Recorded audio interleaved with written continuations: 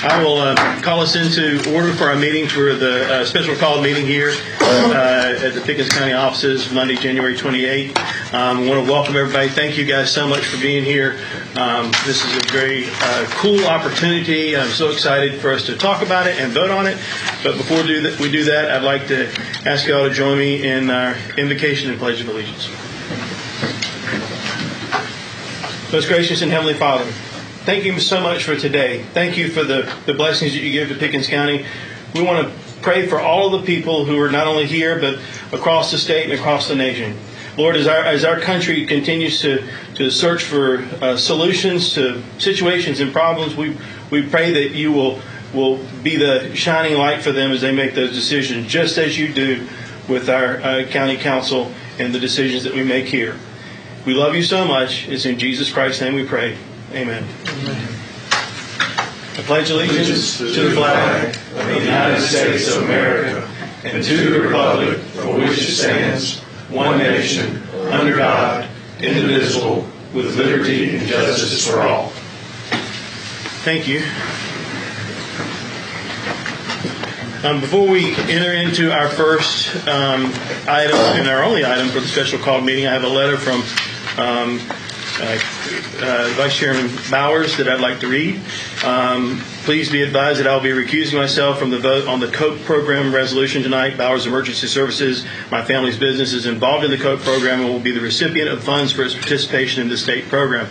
Although no county funds are impacted by this program, I want to avoid even the appearance of any impropriety. As such, I will not participate in the deliberations, discussions, or votes on this resolution. I ask that you include this recusal statement in the minutes as required by state law. Thank you, sir. And I guess you are recused.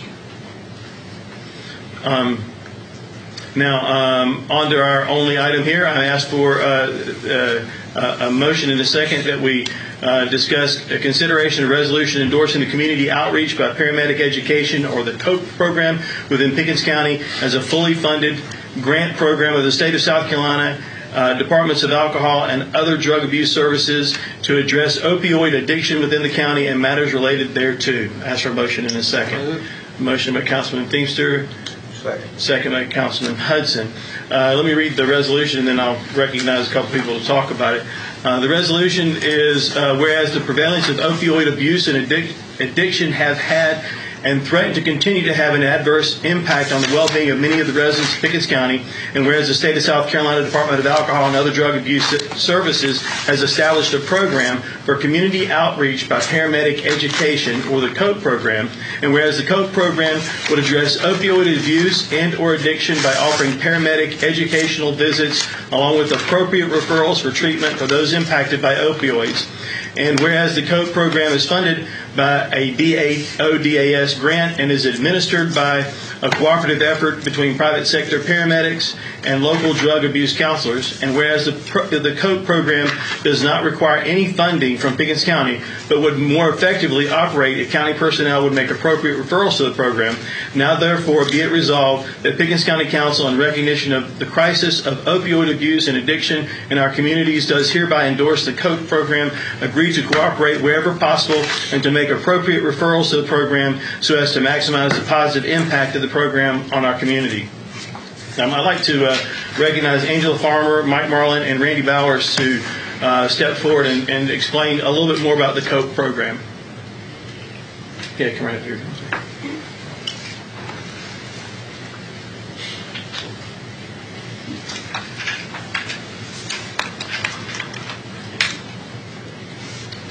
Go ahead, the floor is yours. Well, I guess I'll start. About a year ago, DHEC approached us about providing funding through DAODAS to do a community outreach, because our company, Bowers Emergency Services, is one of a few licensed community paramedic programs in the state. And so we did the legwork and got everything together. And when we were looking at referral sources, Arnold Allier, Dr. Allier with DHEC suggested that the best way to get referrals would be from the 911 system and from the local ERs. And so then we started trying to put the groundwork together to make it happen. Angie and I have been talking since the day that they mentioned the grant to us, and it's been just a collaboration between Mr. Roper, Mr. Marlin, us, DHEC, and it's a real good program. The idea is if someone is given Narcan or treated for an overdose that's opioid connected, then within 72 hours of their receiving Narcan or going to the ER, then a community paramedic and a peer counselor from behavioral health will go out and pretty much Rob Ronsky, who's the state, he's Arnold's boss, he used to go out and let them know we're not here to beat up on them, we're here to love on them a little bit. And that's kind of what the whole focus of the program is. And I've said about everything I know to say at this moment. I'll be glad to answer any questions. And Angie, you? Our part of the program is to offer a peer support specialist, and a peer support specialist is someone who's in long-term recovery themselves. They will provide an opportunity as a linkage, mentor, guide for the individual into treatment services, whatever's the best treatment service for that individual at the time. They will go with the paramedic out to the home visit, engage with the client as a peer, to encourage them to seek services, whether it might be detox or inpatient, medication-assisted treatment, whatever's the best treatment option for them at that time. And if they're not able to engage with the person, they'll continue to try to follow up with them. Okay. As far as EMS part, our major role in this project will be to refer the patients that we pick up that we have made contact with them when they had an opioid overdose and we give them the Narcan. So we've already, working with Mr. Bowers, we've already set it up to where we can seamlessly refer these patients to the COPE program through Bowers EMS, and there's no additional cost. It's not going to cost us anything, but we will, in the end, reap the benefits of them, the community paramedics and the peer counselors going out. Hopefully, this will stem the opioid overdose, and we won't have to have patients that were reoccurring with drug overdoses that we have to go pick them up. Thank you all. Yes, sir. We used the term community paramedics a couple of times. Just let me say what a community paramedic is. A community paramedic is a paramedic who has at least 5 years experience, and then they took an additional 400 hours of non-critical.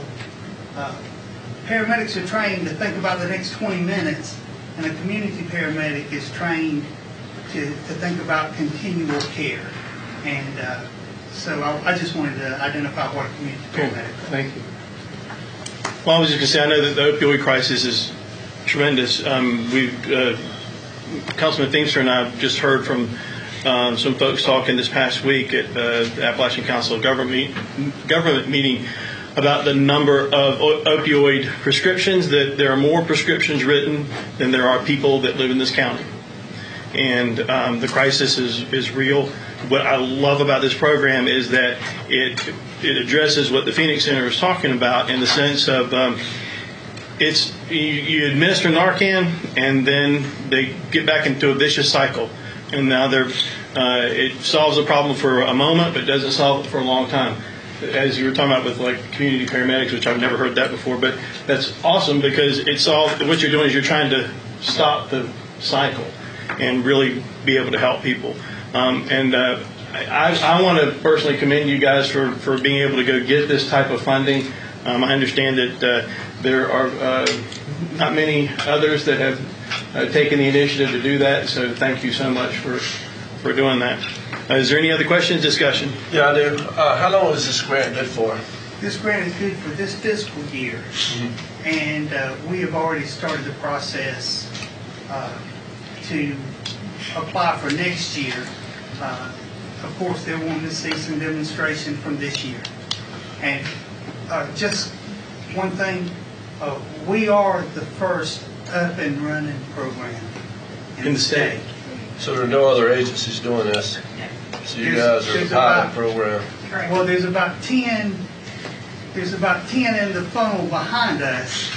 We're just kind of ahead of the curve, if you will. Has this program been done in other states? Yes. What are the stats on that as far as curing or I can give you success rate exact stats, but the initial program started in a town called Middletownship, Ohio, and they have been able to see huge successes. Ohio, if you're aware of the opioid crisis in the nation, is one of the highest opioid issue states in the United States.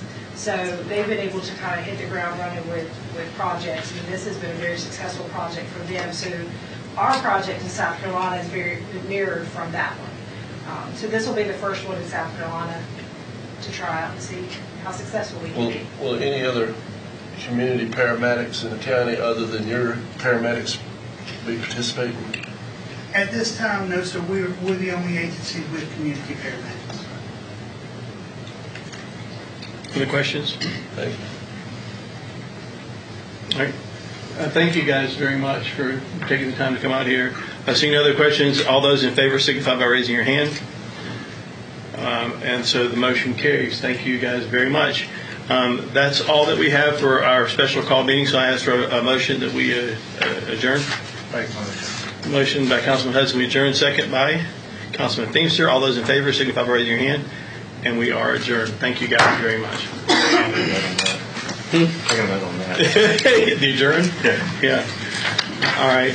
Thank you guys so much. Thank you. And y'all are all welcome to stay for the rest of it if you want. It's going to be fun.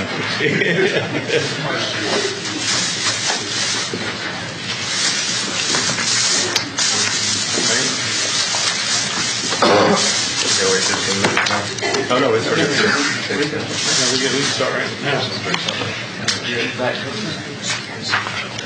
I'll wait till they get lunch.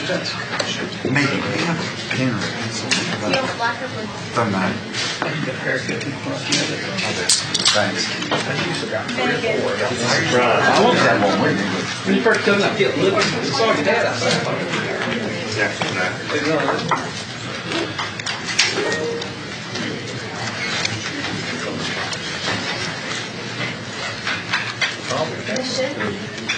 Over here for that.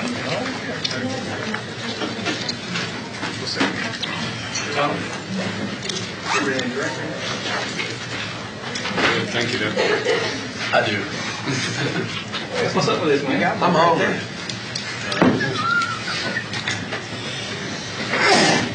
Thank you.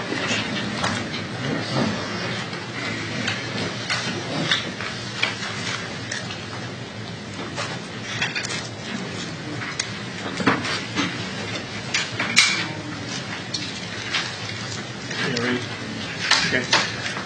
I'll go ahead and call us into our committee of the whole meeting. Since we've already done the invocation and pledge, we'll skip through with that and move right on to item number 2A, council rules. I put this on the consent agenda for us to talk about. One of the things that we looked at when we all came on council was that we would not do individual committees, that we felt like with 4 new people we would do. It was better to all of us hear everything in the committee of the whole.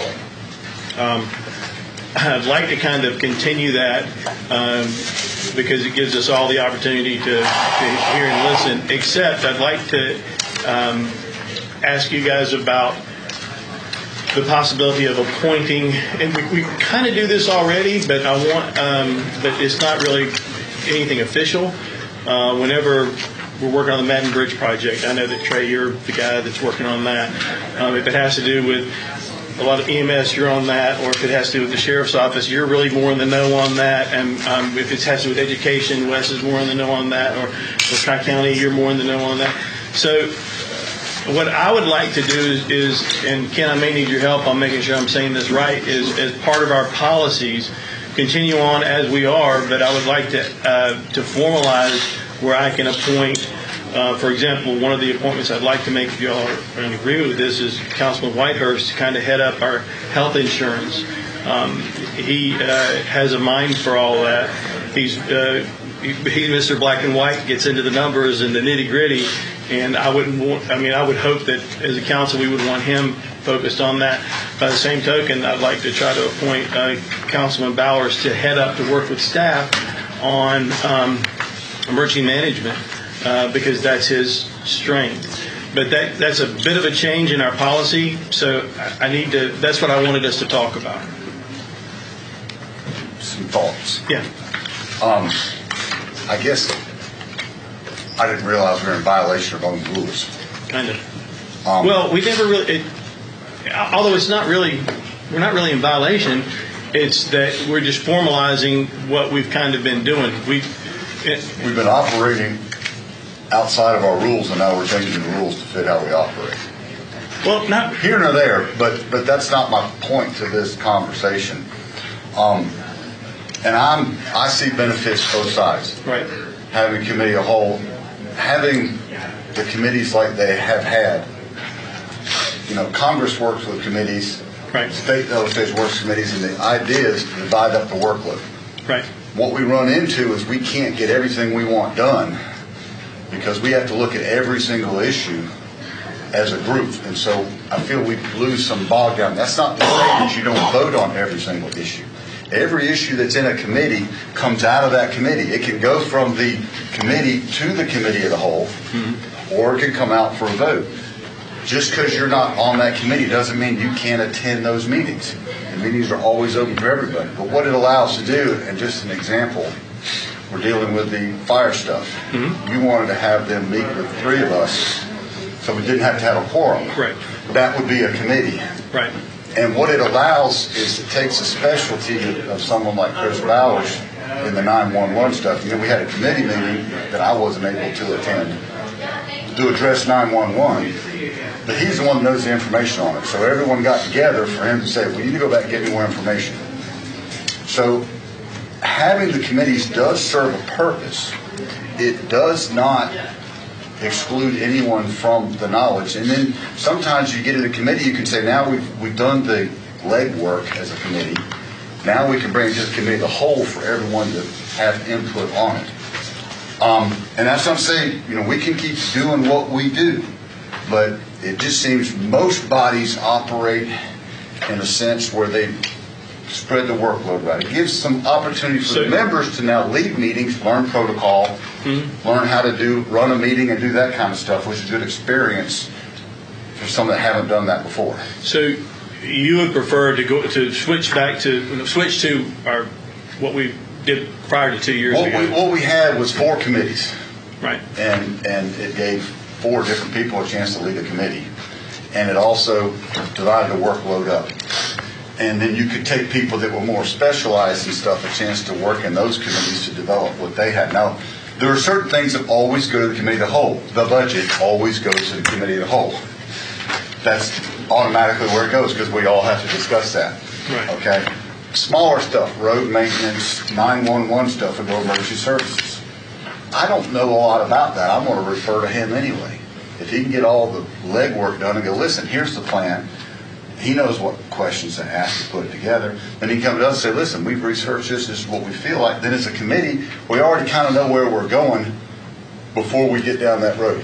And I guess my counter to that on the other side is rather than create formalized committees where you've got quorums, where you've got multiple quorums all over the place. Well, there won't be quorums. There'll just be 3 people on a committee. It becomes a quorum. But is it really a quorum? You have to have 4. Quorum of that committee. All right. Of that committee, but not of the council. But that committee is non-deciding. It doesn't. There's no action taken from committee. So is there even a FOIA issue with having a quorum of a committee? There still would be. The FOIA law specifically says subcommittees and those sorts of things. It's going to extend down into that. But I would point out, just to kind of leapfrog onto your question, the changes proposed in the rules here would just change shall or may, so it would allow y'all to have this conversation. I understand that. We're not saying you have to do one or the other. It gives him the discretion. I'm saying there's, and if you, I mean, obviously, if you're chairman, you can decide which way we go. Well, I kind of like what we're doing, because everybody knows, everybody's abreast, and like what was mentioned, when somebody has a particular thing, or whoever's the specialist of that does the research, like when they bring it back to us here. I like what we're doing, because nobody's excluded from anything. There's not anything going on behind the scenes that could be construed as underhanded or anything like that. And switching gears a little bit, I got some other issues with some of this other stuff in this thing right here. Whenever it's appropriate time, I'd like to bring those up. okay, let's. After we discuss this a little bit. Yeah, I mean, I would like y'all's opinion on the rest of it. I mean, Councilman Hudson, Councilman Bowers, Councilman Feenstra, what do y'all think? I'm torn, in all honesty. I am too, really, if you know the truth. I see it both ways. I agree 100% what Councilman Whitehurst is saying, and I've kind of, I'm torn, and I'm questioned, I don't question, but the whole, I don't guess I understand the FOIA law well enough to question that, but I don't see it being an issue in other organizations, I guess is where I'm at. But especially since you're not taking action on anything. I do feel like a lot gets bogged down trying to come through here. But by the same token, I know that there have been times where committees have met and a lot of work's gone into for it to come right back here and get bogged down. So I see that side too. So I just honestly don't know. Councilman Hudson. Well, my predecessor, I mean, it can be effective either way. It's up to us, ultimately, on how we make it work. My predecessor had said that sometimes things go to committees, they bring it out at committees, and it don't even get looked at. And so it ends up on the log, and it goes on and on and on and on, and it's not talked about. So if it's not dealt with effectively, then whether it's in broken up committees or if we just go with committee of the whole, that's the thing. I think, at least, I think we've been moving through pretty good with this stuff. You know, we get so much on our plate. Sometimes I think we need to maybe slow down a little bit and look at each issue and come up with a good decision before we move on to something else. So, you know, you get too much in front of council, it kind of makes me wonder, we kind of suffer on, and we get too much on the plate. I think the committee of the whole would, you know, when we would have something come up, we have ample opportunity to get it in and look at it. I mean, I don't see a problem, but I'm willing to go with whatever the council thinks best. Okay, Mr. Feenstra. Since over half of the council has been on council only a couple of years, I think it's good to have everybody come to as many of the meetings and deal with as many of the issues as possible. That way we all understand everything a little better than if we specialize so much. If we specialize too much, then some of us wouldn't know how to vote on some issues. Okay. Any other discussion on this part right here before we move on? Well, I mean, we would have to, in order to operate under our rules, that we need to change that from shall to may, and then I'll go with whichever way y'all decide as a group. Well, we're changing it because it's said in the rules the chairman assigns the committees. Right. If we change it to he may assign committees or do a whole, then it becomes your decision Right.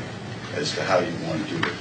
And so that discretion is left to you. We just say our thoughts on it, but that's the way it's written in our rules now. The chairman makes the committees up. And so if he's going to not make committees up and do as a whole, that would fall under your privy, not the, according to the way it's written. Now, we can write any way we want to. Right. But the way it's written now, that falls to the That's chairman. what I got you. Remind me what section that was again, I'm sorry. Where is that? Yes, 6.2 is specifically where that change will be. So page 17, if that helps. Yeah, it does. Okay. So if you guys, rather than take actions, so all you're doing is changing that from shall to may, Yes. and then it can happen over the course, rather than within 10 days? That's right. Gives you the authority to appoint committees you see fit as time goes by. Okay.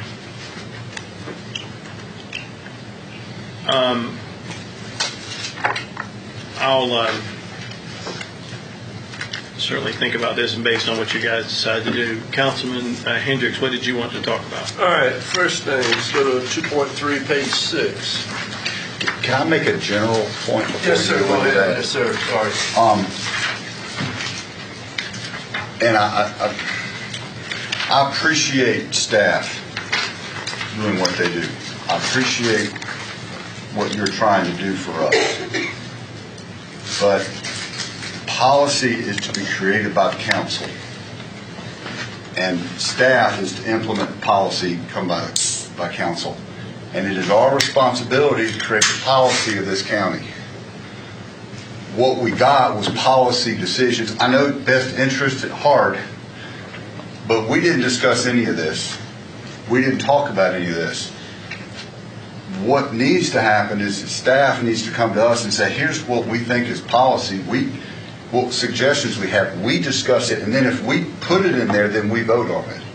What I don't agree with is policy being put in our organization and then us being asked to vote on it. Or to change it. Right. What I would say to you is you're exactly right the way you're stating the role of council and the role of staff. It's 100% correct. What I have just done through the months is keep up with things that I thought where we could change the rules to more accurately reflect the will of council. And then if you will go back and look, I believe it was in August, I think, when I requested that the chairman put this on consent agenda to put it in a committee. And so I was looking forward to this very conversation. Okay, well, I guess when it came out to vote on, I didn't see that as the place that it needs to be here before it goes to a vote on the regular chamber or No council. question, it needs to be your rules. Right, and so just as a general policy, I just want to make sure we got that. We have to decide here amongst ourselves, and then if we have questions, we can debate it. Then we decide we put in, then we take it to vote. That was my only comment. Not understanding you're doing just, okay. And I understand and agree with you 100%. And I also see staff side because like the whole we need to change the word to may because that's kind of the way we've operated the last 2 years. So I get that too. We shouldn't be operating outside of our rules to start with. Correct. We should set our committees, yes. I do, we look to staff to make sure we operate within our rules. Yes. So we got our hands smacked without getting our hands smacked. It's what I really feel like right now. So, yeah. I understand 100% where you're at. Councilman Hendricks? All right, let's go to 2.3, page 6. All right, I was looking at some of this, and I don't agree with this. All right, it says council shall appoint a person, not a member of council to serve as clerk. All right? We debated that, talked about that after the fact earlier. So this person shall report to the chair of the county. Now, is this person your personal secretary, or does she work for all of us? She's not my personal secretary. So she works. Keep in mind, I didn't write this. This is worded as if it's I know, your personal but secretary. from what I understand, and hopefully you'll help me from because I asked this question, why would you want to do that? And it is because just like in a council meeting, where you guys aren't supposed to really recognize people in the audience to speak, it all funnels through the chair. The chair is the one who controls the meeting, even though you can still talk to people and do all that stuff, but really it should all funnel through that one person. If it funnels through one person, then she's listening to one voice rather than trying to be a master of six. But if she works for works for the all county of us, council. then all of us should have access to this person. I don't think it's suggesting that Well, you don't it's have worded that access. way, So How would you suggest that we word that? So this person shall report to the council and not to each individual. If I got to get to something I need to ask her, I don't care about going through you. Oh, you don't. I don't think that's what it's meant for, is Well, it? it could be That's, interpreted that but way. that's what it does say. Look under 2.3G, though. I think that addresses your But concern. then In the event a member of council sends or requests information of the clerk or the administrator, that information is provided to all members of council. I think the clerk is a lot like the administrator. Council has 2 employees that answer to council. I'm asking for the council as a whole, but take direction through the chair. The council funnels their direction to me through the chair. Now, just like Wes, you call me, Trey calls, Carl calls, whatever. You know, but the But the formal chair action. doesn't, but the chair does not do your review. The council guys do, does. yeah. And that's, I think that's what Mr. Okay. Hendrick's point is that the clerk works for the council and therefore answers to the council. And I know it's 6 people to take care of, and but that's the same situation you have as you're dealing with 6 I work people. for all 6. And I think the concern he has is that there's some kind of wording here that may be interpreted, maybe not by this chairman but by chairmans in the future that can be misconstrued. No one's saying that he's going to be like, hey, but having stuff that says that the person shall report to county council says specifically the council, and that the council is in charge of reviewing, because the council is the one who reviews all the resumes when it comes to hiring that person. So I think that's what. Well, it's already been in our rules and be subject to annual review by the chair. That's correct. So so you're wanting to change the rules that the chairman does not do the I review. think all of us need to have a say in annual review, because the chair could be pleased with it and 5 others not. Right. And then we got a pickle on our hands. And Mr. Chairman, if I may, to Councilman Hendrick's point, the verbiage, the person shall report to the chair of county council as the head of council and not to each council member individually, and be subject to annual review by chair on the employment anniversary, provided, however, that the chair may delegate the authority to the county administrator. And I read the full sentence for completeness, all right? But then go to G. In the event a member of council sends or requests information of the clerk or the administrator, that information is to be provided to all members of council in the most timely and efficient method practical. Actually, and I'm not an attorney, but to me that feels like it conflicts with what we said. This person shall report to the chair of county council and not to each individual council member. I feel like you have some conflict there. We want to make the language what y'all are comfortable with because it's your rules. And while These 2 things are talking about 2 different situations. they are, and we understand that, to your point, 5 years from now, will someone exploit that? That possibility exists, of course. So I think that's where my heartburn is with that sentence. Yes, you can direction on how you want it worded. So do you want it to be changed, take out chair and put it to, and be subject to annual review by the council? It used to say this person shall report to county council and be subject to annual review by the chair on their employment anniversary. Right. I think it ought to be subject to review by the council. Yes. So change that to She by works the for all council. of us. Yes. That's Okay. my opinion. Well, I would have been happy with just taking out the new verbiage up into and be subject to. I don't care who does the But review. then once again, it goes to what Mr. Hendrick said. If Megan, the poor thing sits right here. And we're not talking about We're Megan. not her, we're talking about the chair that you sit For the in. record, I think we're doing a good job. But it doesn't give the authority of the chairman to decide we're going to get rid of somebody because of a personal, because they're entitled to review, so they can give the person. I don't think the chairman should be able to get rid of something. But that's what they have, that's what they review, so they can do it. Okay, then I agree with y'all. Let's change that wording. This person shall report to county council and be subject to annual review by the full council on the employment anniversary. But I guess if we could maybe put the wording in there that we could vote to appoint the county administrator to do that, if we all agreed to do that, Okay, I'll make that. to do the annual review. Yeah, I'll make again that language broader as well, council there. So the council has, It just changed, provide, however, that the council may delegate this authority to the county administrator. Right. Stretch the chair and put council. That's right.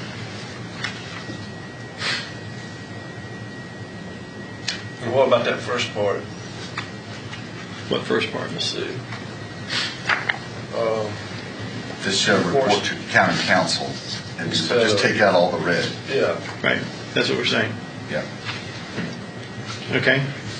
and then, had something else, Mark. I have no problem with Can it. you explain G to me? Assistant clerk, yeah, when you have that at the bottom where it says breaking, violate Rule 2.2 and Yeah, Rule what that's intended 3.5. for, and it's a good question, what that's intended for is like, y'all deal with the clerk, but the rest of the rules and state law says you don't supervise any employees. And state law says you don't supervise a clerk. So it's meant just as a safeguard to say, Okay. we're not violating. Okay, got it. Now, leave it on there, Jumbo.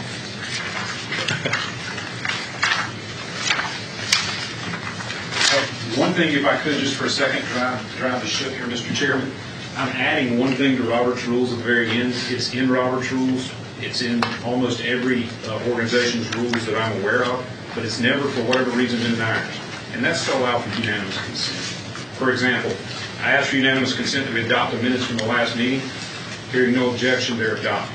It gives you the authority, if you want, with routine matters, to dispense with a motion in a second. So that's the very last change, and that is something I put in there all my own, just because I watch y'all with the motion in the second. Sometimes it seems unwieldy, but it's optional. Where is that? Yeah, That's the very last thing. Who decides what's menial? That's my It question. would be up to the chairman, and then You can't member vote on say, that. I object, I want to vote. Yeah, You which could you can suppress it. resolution set. Okay, so I do know that's in Robert's rules, and It is. we've never. it's just the vote's not been that much, but it would make things a little bit more That's efficient. the idea, streamline things a little bit. Yes. All right, y'all ready to move on to something else? Sure. All right, page 10, 4.3D on page 10, 4.3D on page 10.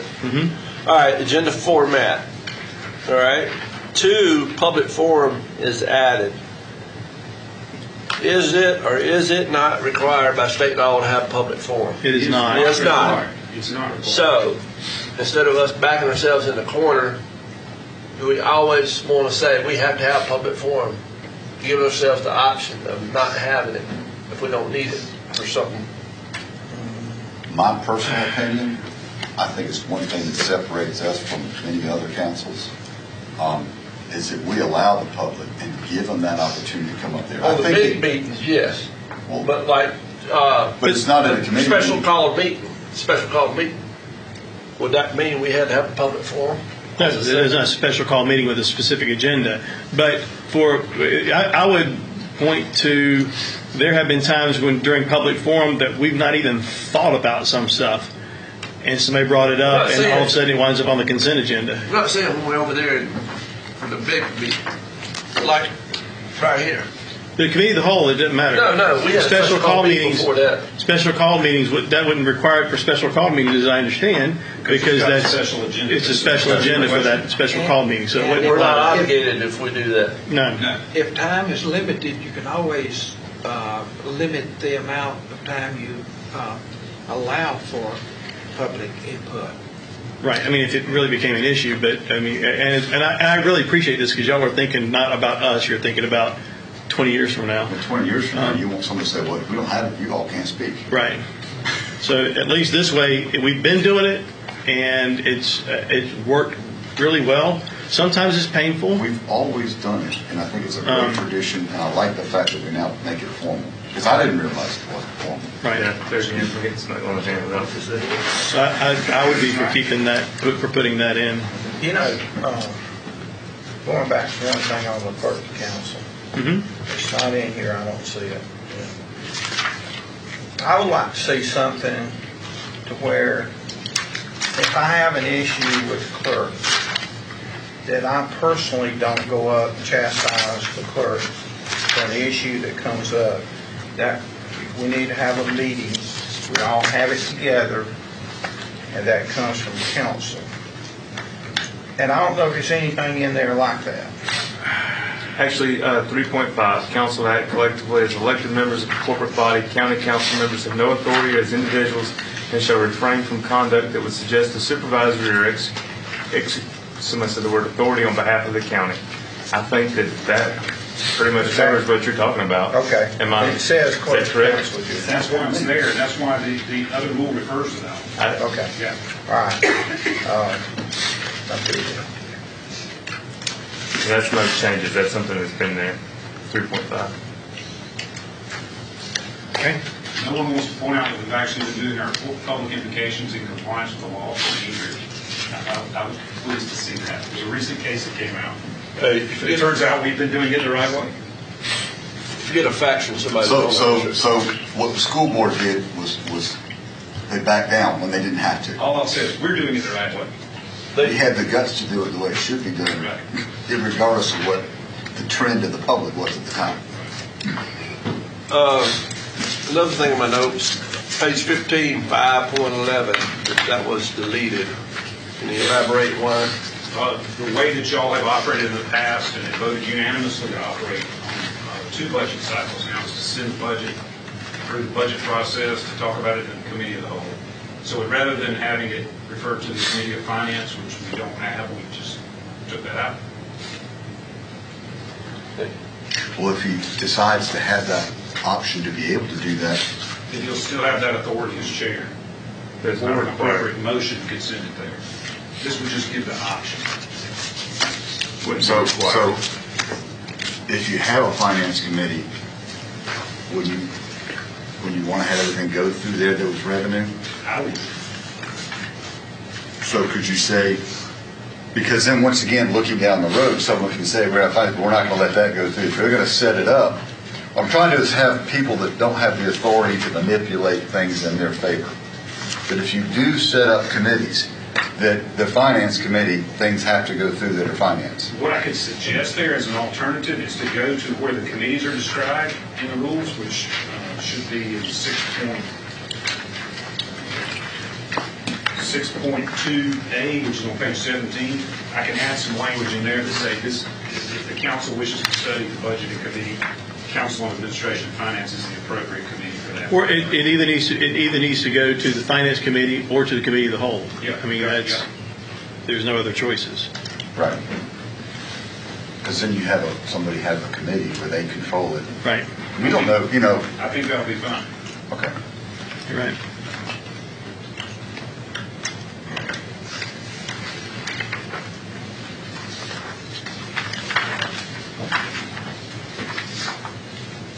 Any other questions on this? Committees.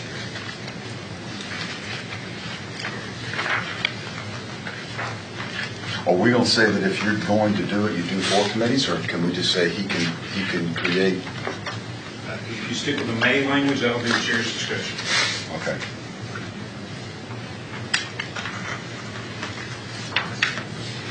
And I mean, if y'all think it should be something we should force to happen, I don't know.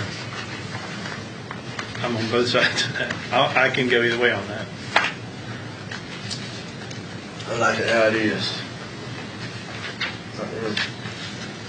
Well, I just say we look at the way large bodies govern, small bodies govern. Yeah, but I don't want a committee just to have a committee. No. Just to divide the workload up so we can get more done. But I don't want to be on a committee just to be on a committee, a fluff committee. Well, there's only 4 committees, and so there's not like fluff committees. I mean, anyway. Mr. Chairman, I think that's all the suggested changes. I think we talked about all the suggested changes. That be correct.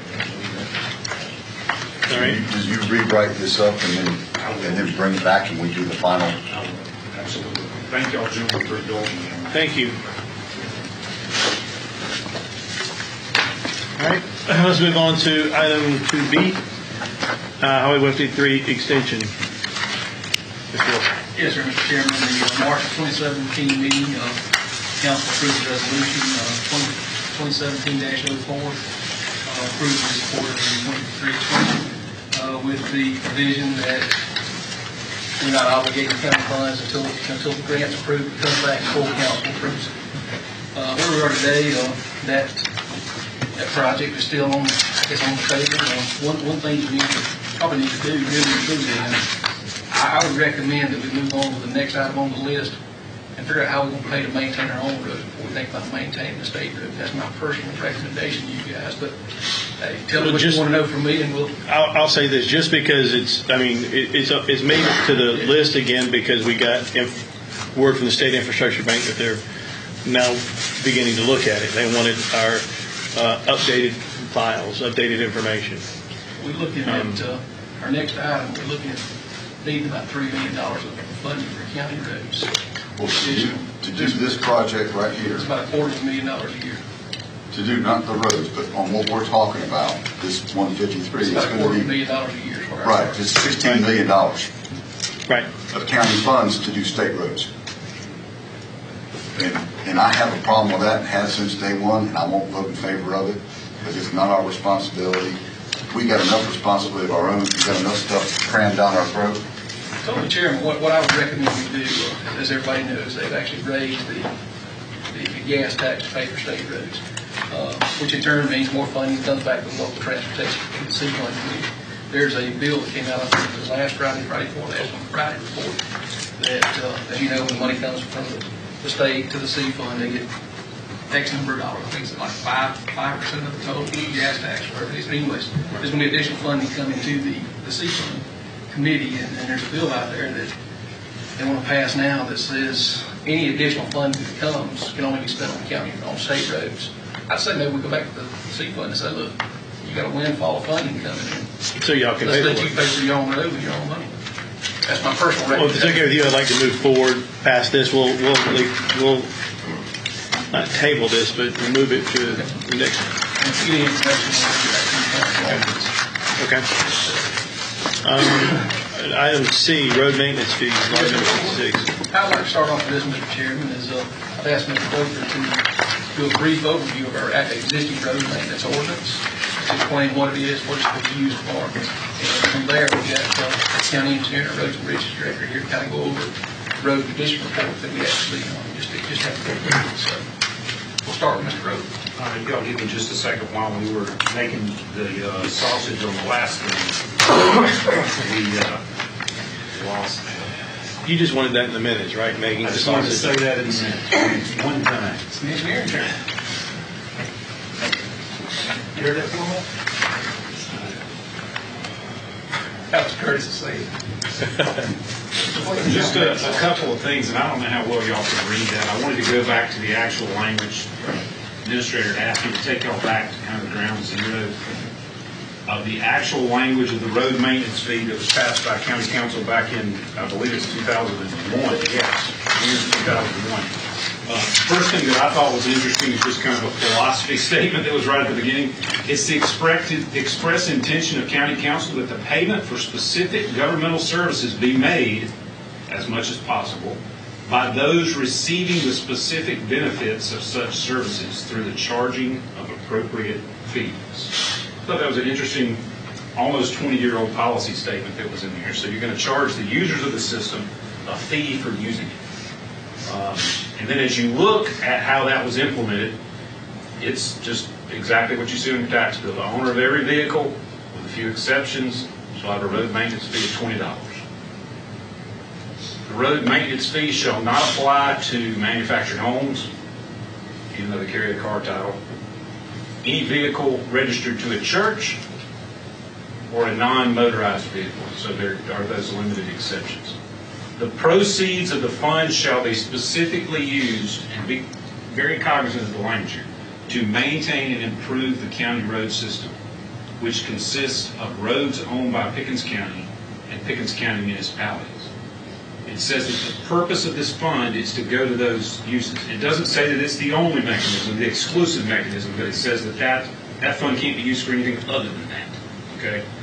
Proceeds, including litter control personnel and construction maintenance for county bridges, as well as, and I don't know the story behind this, but the repair of sidewalks. So the fee can be used to build new sidewalks, but to repair sidewalks. Just some interesting things back in the language there. State maintained and owned highways are excluded from these The programs. reason they did that, There is undoubtedly a reason. some things never change. They did that. That's kind of the meat of the fund. The rest of it is if somebody doesn't pay it, they get a $10 late fee and things like that. So there's nothing really, there's even a criminal penalty attached. You could show criminal into it. But I don't know how you'd ever do that. That's a high level overview. That's a high level overview of the actual fund. So the administrator wanted me to talk about that kind of from ground. So everybody kind of view where we are, kind of where we're going. Are mopeds included in there? It says non-motorized. I don't know what Because it a means. moped's got a motor on it. Yeah, it does. So I'm assuming they We got. don't have the answer for that, but I can They find are- out for you tomorrow. Is there They're a state not law registered. that would keep us from, does it have to be a registerable vehicle? The You gotta pay thing property tax on The thing that that when would you get it. control is you'd have to get a tax bill. Yeah, get a So tax if you get a property tax bill and it's motorized, it's going to have the The $20. seat on there. Did the ordinance say I had to get a tax bill? Well, no, that's the mechanism it's charged. I understand it's the mechanism. I know where he's heading. I think the attorney You're good. was looking at that. What was, okay. You following me? stand I follow you, actually, I think I know where you're going, but that's a debate for, It's a debate for another day. yeah. We did reach out to all of our municipalities, we're talking about road usage fees. We reached out to all of our municipalities, I've received responses back, or have representation present in that from all of our municipalities, with the exception of NARS. NARS, I reached out to them, they only have a quarter of a mile of roads that they maintain, so, which we actually do that for them anyways. But, just want to kind of throw that out, we have the town of Central here, we've got the city of Clemson, I've had correspondence from the city of Liberty, I've had correspondence from the city of Easley, which I'll share with you guys in a moment. I'm going to turn it over to Clay Baldwin. We just finished up our road study. Clay, you want that? First off, I'd like to say thank you to County Council for allowing us to have this study completed. I think both the county and municipalities will benefit from the data we received. In summary, the contract was awarded to Data Transfer Solutions out of Orlando, Florida. They deployed 2 mobile asset collection vehicles in the county, and they collected data on all municipality and county roads. They collected 872 centerline miles of county municipal roadway. And in addition to roadway conditions, they also collected asset data on the signs and guardrail. And that was once again in the county and municipality roads. That's an example of one of the vans that was used in Pickens County. And some of the features is IMU PCS computer system. Some of this I'm not exactly sure what it is, but GPS receivers, GPS antennas, distance measuring indicator, and it all correlates to sub-meter accuracy. As far as imaging, it's got 3 forward-facing cameras, 1 rear-facing camera, and 2 downward-facing line scan laser cameras. Those last 2 are the ones that are primarily used for grading the roads. All the other cameras are for right-of-way images and getting all of our locations on our signs and our guardrails. And this next figure is a snapshot of all the images collected in this particular area. All images are automatically connected with location data. The next few slides are just some examples of images taken in the county. Some of our typical guardrail.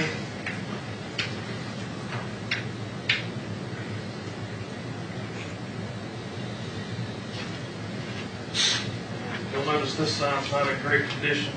All the signs were categorized by condition, MUD code, and location. So we can actually pull those up in our GIS system.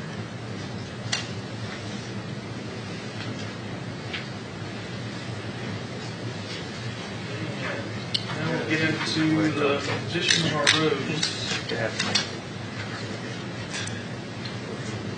All of our roads were rated using the Pavement Condition Index, PCI. They were rated in segments from the county GIS system, and that rating is 0 to 100, 0 being worst, and 100 being the best. This figure shows the condition description as it correlates to the PCI rating. So as good as 86 to 100, satisfactory 71 to 85, fair 56 to 70, and so on. And currently the network PCI, the overall average for both county and municipal roads is at 65, which puts us in the fair category. And county only, taking out the municipality roads, is 64. So very similar. And this example displays the PCI rating for each segment in this area. The segments are also color coded according to condition. We can pull this data up for anywhere in the county or any cities. And this figure shows the percentage of the county network in each condition range. This will just break out our county roads. And you'll notice that the majority of our roads are in satisfactory to fair condition. This following slide adds in the municipality roads with the county roads. So county roads make up 70% of the overall total? Roughly 70%. Okay. In the GIS system, you'll notice this total was a little bit lower than 100%. It also tagged in some of the university roads, some gravel roads, that kind of thing that weren't rated. So that's what caused our discrepancy. And this slide just reiterates the previous two slides, just showing that county and municipal roads are in roughly the same condition. What's the margin of error on this thing? And it's pretty close. I mean, like plus or minus what? Specifics. No good intelligent answer. Close to be anything playing horseshoes. It's really accurate. Should be extremely accurate. Can we get a copy of this? Actually, you have your copy over here printed out. Okay. Megan has that for you. It's a large file. I think it's also email to us. And this map is just a color-coded image of the condition of our roads, just kind of from a bird's eye view. You gotta see most of it's green, a little bit of yellow, and a few spots of red, so it doesn't look all that bad. And then this next image adds in the municipality roads along with the county roads. Similar look. We don't have a lot of straight lines, do we? You don't go anywhere straight. No. I mean, mountains. Goodness gracious. Then this graph shows the miles of road in each condition range. Let's have miles on the y-axis, This is- PCI on the x-axis. It's in a package. And once again, you'll notice this is where the bulk of our roads are. Hey, take this. Not in terrible condition. Do we have any information on the state roads? Because people in my area say, listen, I have that big a problem with the county roads. It's the state roads that I have a problem. So I wonder where they rate their roads. I know they do all their ratings internally, but as far as access to that, I would too. as far as access to the data, I'm not sure.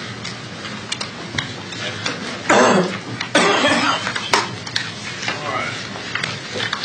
This is the typical deterioration curve. This example is 27 years. That's about what our average lifespan would be if we paved a brand new road, left it alone, didn't touch it, and it would last really 27 years.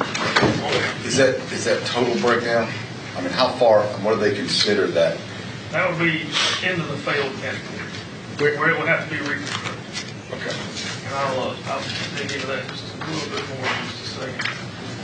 And, so, once again, this is kind of where we are in our range. So, the 60 to 80 range.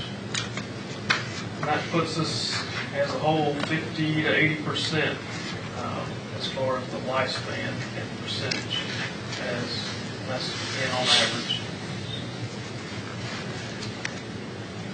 So the problem is, if you look at this curve, we are getting really close to falling off the cliff. We're not bad yet, but we're not trending in the right direction. So next we'll look at some treatment types, what we can do in our process to keep our roads in good condition. broke this up into 3 categories: preservation, rehabilitation, and reconstruction. Your standard paving would be in that rehabilitation category. And this figure shows what treatment type is appropriate for a given PCI, pavement condition index, and the positive impact it will have on the PCI rating. If you were to do preservation in that 71 to 85 PCI range, you would bump it up 10 points for that particular segment of road. So if it's in the 71 to 85 and you do preservation, it bumps it up to a 95, is what you're saying? Yes. Cheaper to maintain a good road than it is to rehab a bad road. Yes. Now, some of these bad roads, how much is it due to traffic and how much is due to age? Or it's just been neglected for many, many years? It's probably just a combination of both, honestly. So, On the roads that get less traffic, naturally it's going to be more age. The roads that get a lot more traffic, it's going to be more traffic. well, has that stuff been documented? Traffic use? No, not our traffic use. Just curious, when this was done, did Highway Department DOT, did they get a copy? I mean, like, if you look at 123 or Highway 93, is the Highway Department getting a copy of some of the results? We didn't actually do any state roads, this is only Just the roads and county. county roads. Okay. We didn't do any state roads. We did pick up a few minutes, Clemson University roads by accident. And this next figure shows the relative cost for each treatment. You'll notice that preservation is relatively inexpensive. You get a lot more roads, a lot more miles per dollar. Whereas if you let the road fall off the curve into the reconstruction range, it's very pricey.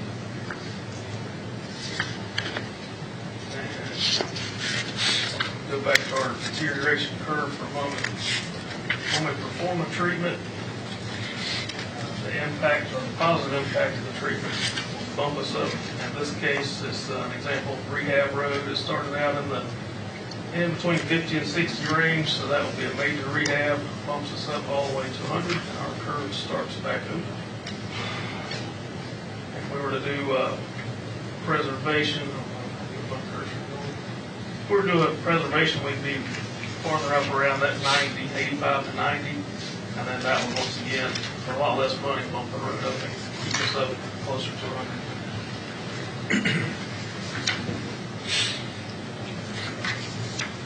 All right. Now we'll look at how funding affects the condition of our roads. This particular example is no treatments are done in the next 5 years, which I don't think that's the plan at all. And this, just kind of a baseline, our PCI average would drop 22 points. Go down into that 42 range. Getting closer to fail. Step back into, both I think, yeah, whatever this is going to be. We currently have the $20 vehicle fee, which generates approximately $2 million a year. That fee's been in place since 2001, we've never raised it. And we'll go into a few different treatment types of treatment. This one is best first. This would be a process of we would only work on our best roads first in that preservation category and not address any of our failing roads. You'll notice that PCI drop was 19, whereas our baseline was 22. So that's not great, not what we're looking for. This will be a distribution of the cost and the distribution of the projects. It's fairly similar. They're all different types of preservation, but there'd be no money spent in the rehab and the Why would we do the best roads first? This is just scenario. It's a couple scenarios, we got a plan we want to present to you in a minute, I think he's kind of leading up to it. Yeah, background information. then worst first, and this is kind of what the county's done, and what really a lot of people have done in the past. We took our survey before and we paved roads based on the number, had a numerical value from 0 to 100. The lowest number got paved first, and the highest number, stayed at the top. That treat the worst roads and neglecting those that are in good condition, let those roads drop down until they needed to be patched and paved.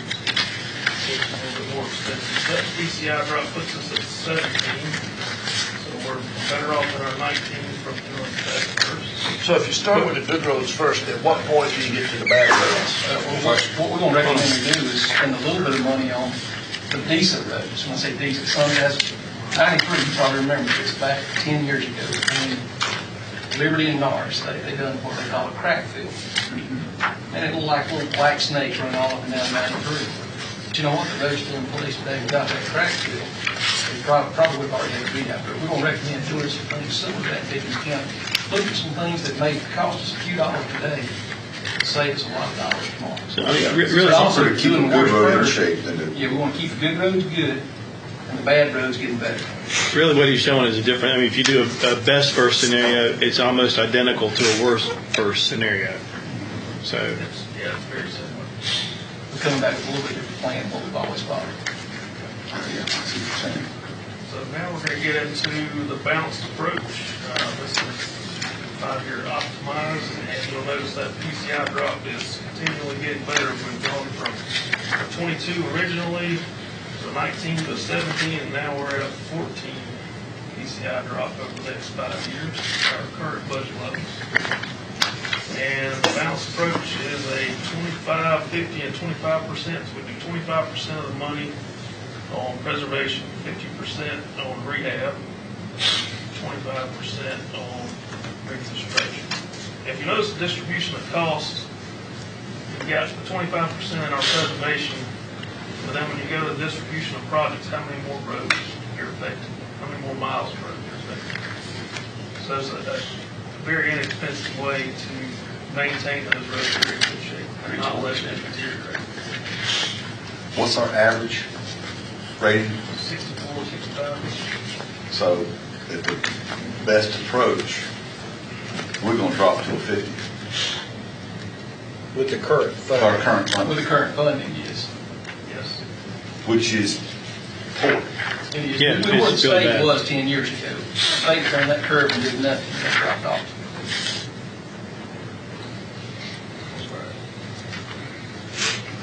So, this is an optimized approach if we were to increase the budget from $2 million to $3 million per year. And we're in PCI dropping 12. The previous slide, our current budget was 14, now we're at 12. So what would it take for our roads not to get any worse at all in the next 5 years?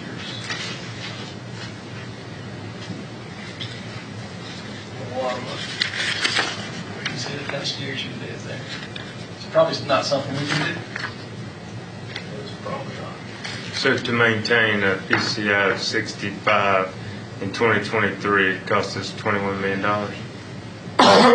Yeah, In 2023, right. If you notice the trend of those numbers, it beefs up, and then you get to 2022, and then once you go from 2022 to 2023, that number starts dropping. okay.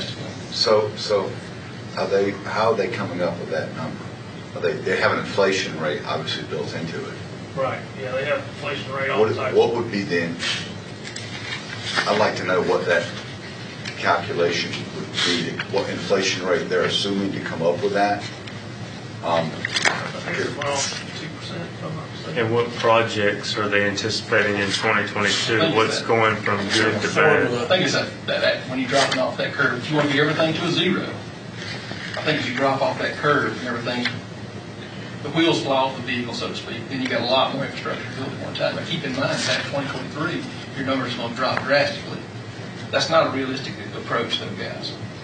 Because they're saying next year spend $900,000. That doesn't make sense. We got $2 million. well, that's Yeah, let's a do that. 5-year. For that one. I'm good with that one. You see what I'm saying? Yeah. Well, they use some, we actually got more than $2 million. They didn't really use our numbers. No, they didn't use our numbers. So they just said if you do this, because what they did, they put themselves behind the ball to start with, so they fell off the ledge, essentially. So we got an idea here, our plan, lately. Can we look at that with our numbers? Yes, we can. I think it would be a lot more realistic. We took our numbers and looked at the curve. You have that play there. These were based off of our road data. But they're saying we're gonna spend $900,000, so we already collect $2 million a year. That's everything. Why would we spend $900,000 to let the roads deteriorate in the year when we would spend $2 million?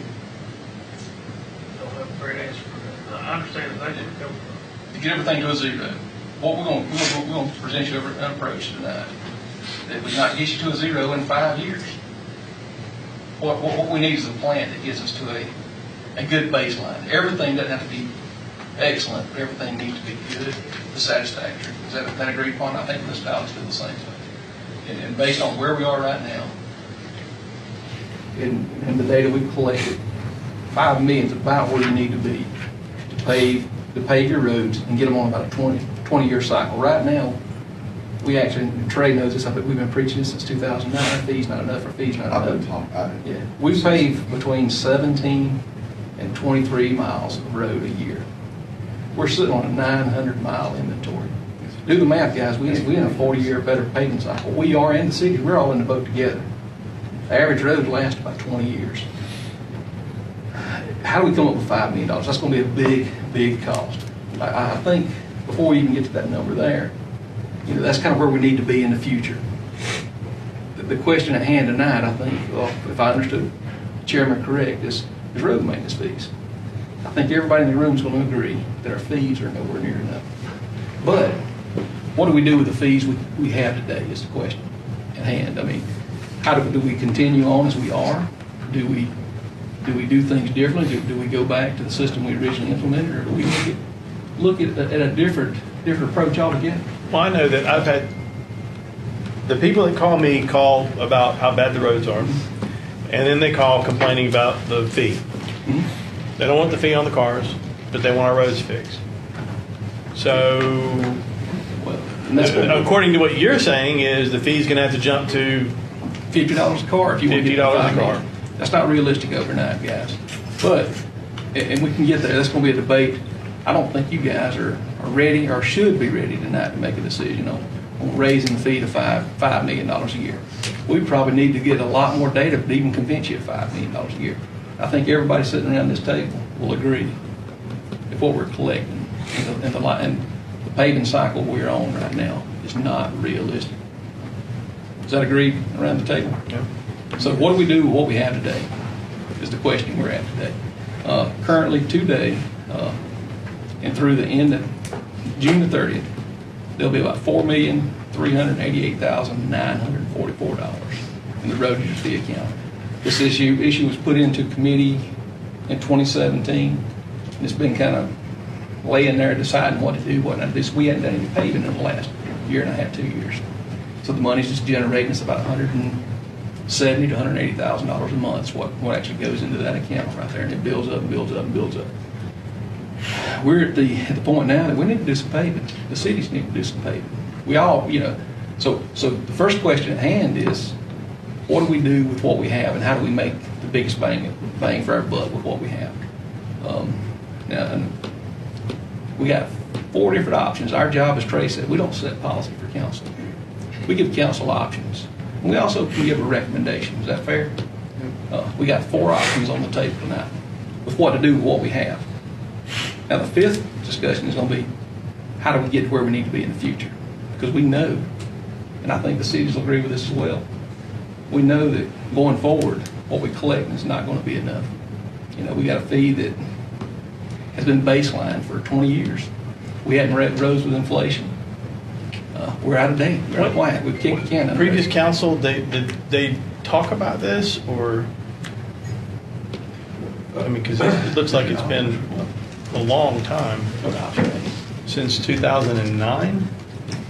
Actually, since 2001 is the last time the fee was. 2001? Here's another question. How many cars were on the road, or how many cars were getting billed in 2000 versus today? I couldn't give you that answer. I can tell you what we collect today. It's about $2.1 million a You don't know year. what we collected back then? I didn't even pull that number. Well, I'll and be honest keep with you. in mind the cost of, Yeah. True, but you Doing got it more goes cars up, too. coming in, so. and the costs have gone through the roof More too. revenue. Yeah. Option. Now, the original, and I may need some help from somebody who was here in 2001. Rick, I guess you were probably closest to this. Originally, when the fee was collected, there's X number of vehicles in a municipality. You know, simple math, City of Clemson has 10 vehicles.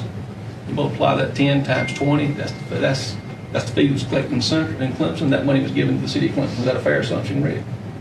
For whatever reason, at some point in the future, it fell apart. And the county said, okay, we're going to take control of the funding. And we're going to do all the road paving based on the worst first scenario that comes through here. We work with the cities to try to figure a way to do that. And that's kind of option A where we are now. We do the status quo. We do exactly what we've been doing, move on and forget about it. Option B is we go back to the original formula and we give the cities the funds that's collected in their municipalities. We keep the funds collected in unincorporated Pickens County. They pave their roads, we pave our roads. The system there is a little bit flawed in my opinion. Other cities probably won't like to hear this, but and I'm going to use 6 Mile as a good example. We'd be sending 6 Mile for $15,000. They have absolutely no roads. That's not. But I'm not saying that's not an option to go with. It's not our recommended option, but that's kind of where that would break down if we went with giving the money back like it used to be.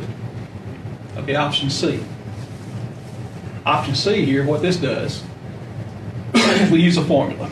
We know the money was set aside for the paving of city and county roadways. So you got $2.1 million, you divide that by the total number of road miles, and you come up with a baseline. Each mile is worth 2,000, whatever. Does that make sense? You multiply that number times the number of miles they own, and that would be the portion if you decided to give them a portion. If you want to go that route, then you pay everybody to get the same. You know, my mile's worth exactly what Tom's mile is. Tom's mile's worth exactly what his is, and so forth and so on. Which is a little bit better than just say we're basing it on cars and going about our business. And that's not a bad option there. Option D, and this is where in my mind I got to thinking. You know, the cities and the county, you guys set the pace for what happens in Pickens County. You got the vision, you give us the vision, and we move forward. Well, you know what, I can tell you what y'all's vision is after y'all tell it to me, and we can tell where we need to be better than Tom could come and tell me what to do inside the county. Whereas the cities, they have to set the vision for everything inside their city limits. And, you know, they know where their infrastructure is going. They know where the growth corridors are. They know where any maintenance and utility works is going. If we were going to split the money, I don't know, and I've talked to a couple of cities, not all of them, but, you know, my recommended option is almost reverse the theory that we had before and say, okay, if it's inside the city limits, with the exception of 6 Mile North, they have no public works department, so this wouldn't work for them. And, well, you know, but anyways, they set the city inside their umbrella. They set the vision inside their umbrella. They know what's going on. And basically, if it's inside the city limits, we give them the money for the total miles, the city and county inside their city limits, and they determine what needs to be paid based on the survey report itself. And we keep what's by the mile in unincorporated Pickens County. It's still all based on the formula we talked about before. You assign a value based on the total to each road mile. That would be our recommended option. And I've got some sheets here that if you want to go with option A, we do absolutely nothing. If you want to go with option B, this is what it would be. Option C, this is what it would be. And option D, this is what it would be.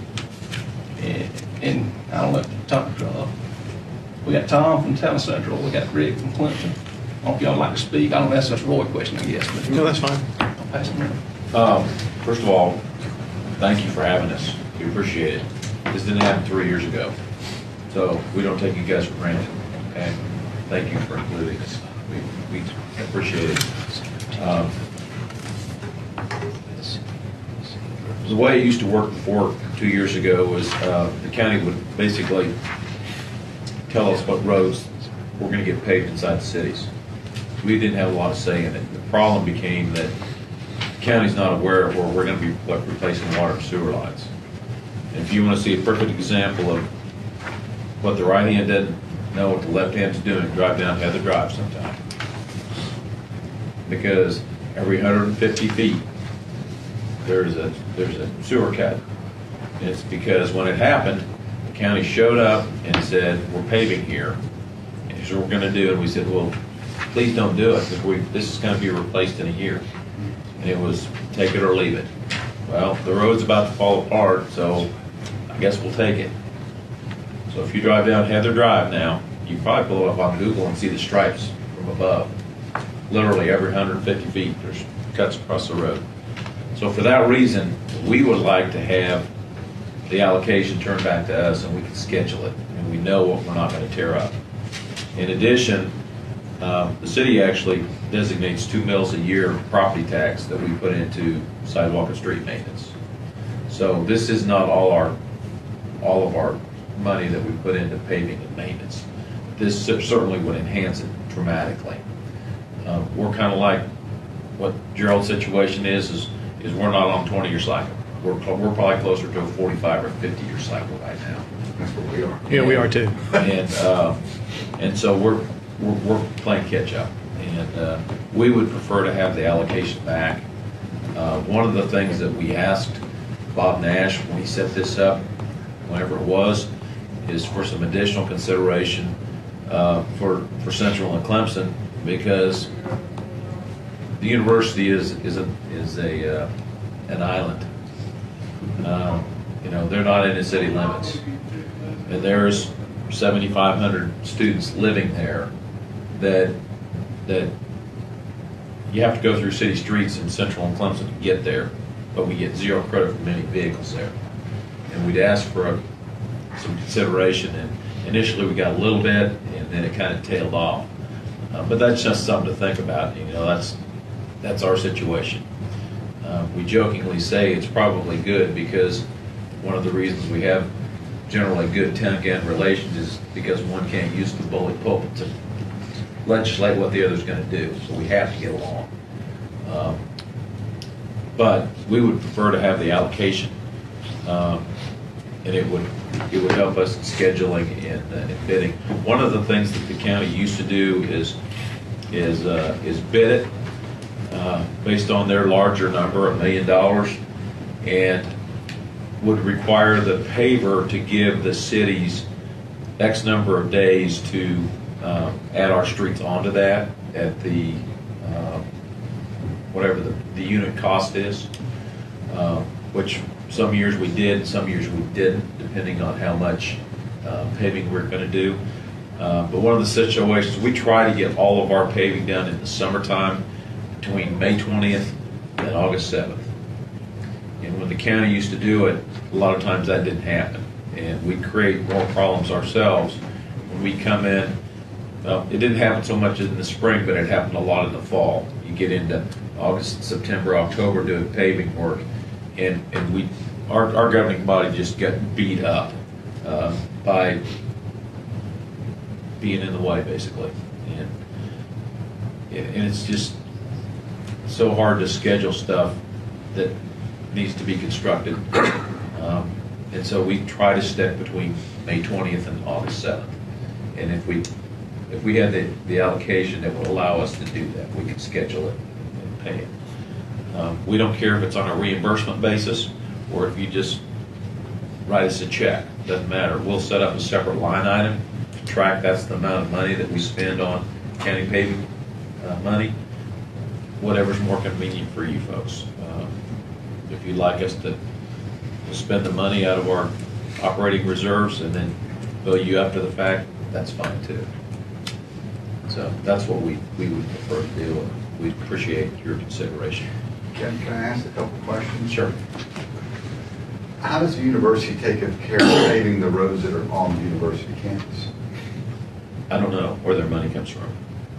A good example is they just took control of Highway 93. Well, I was going to say, they've destroyed Highway 93. Part of that, I think, is because they're completely tearing it up from one end to the other to put in their new chiller lines and electrical and the whole bit. And so somebody was gonna stand the cost of repaving after that whole job got done. And they're tearing it up. And if you haven't been down there to see what they're doing, it doesn't take you long to see it. Their trenches are probably 16 feet deep. I mean, they're wide trenches, and when they get done, it's gonna have to be resurfaced. So how they get money for the other roads, I'm not sure how they do that. Now, 93 is a state. 93 is a state. DOT is. Not anymore. Yeah. From Highway 76 to the lake now is actually not state road. The university took that over from the state. It's quasi-state. So it's university and Yeah, DOT's got the point now, Trey, that we try to get permits for, encroachment permits for utilities and all. They just about require you now to take that piece of roadway. oh, they're just dumping roads. Yeah, they're dumping roads wherever they can. That's just like us working on the Clayton Drive. Clayton Drive, trying to help the university out. And they said, well, we're going to help you. You got to take it. Of course, Central, we're scared to death. You know, we're a smaller entity. And I'm just going to reiterate what Rick said is how Central feels. One of the things we'd ask you to also consider, some of the smaller municipalities, Central, Liberty, our reserves aren't as great, so that's something that we'd have to take into account. You know, we can sometimes put up some, but if we got hit with something big, we just don't have it to do. And I'm glad Rick brought this up. This is one of the points I wanted to bring up. I'm a firm believer, and a lot of y'all know how I feel on this. The county and the municipalities work very well together. We're all in it for one common reason. One of the things that really helped us out when I was working on some of our programs was when working with Curtis Burgess and C-Fund is the fact that the county did a bid out for the engineering services. That way each municipality is not trying to do it on their own.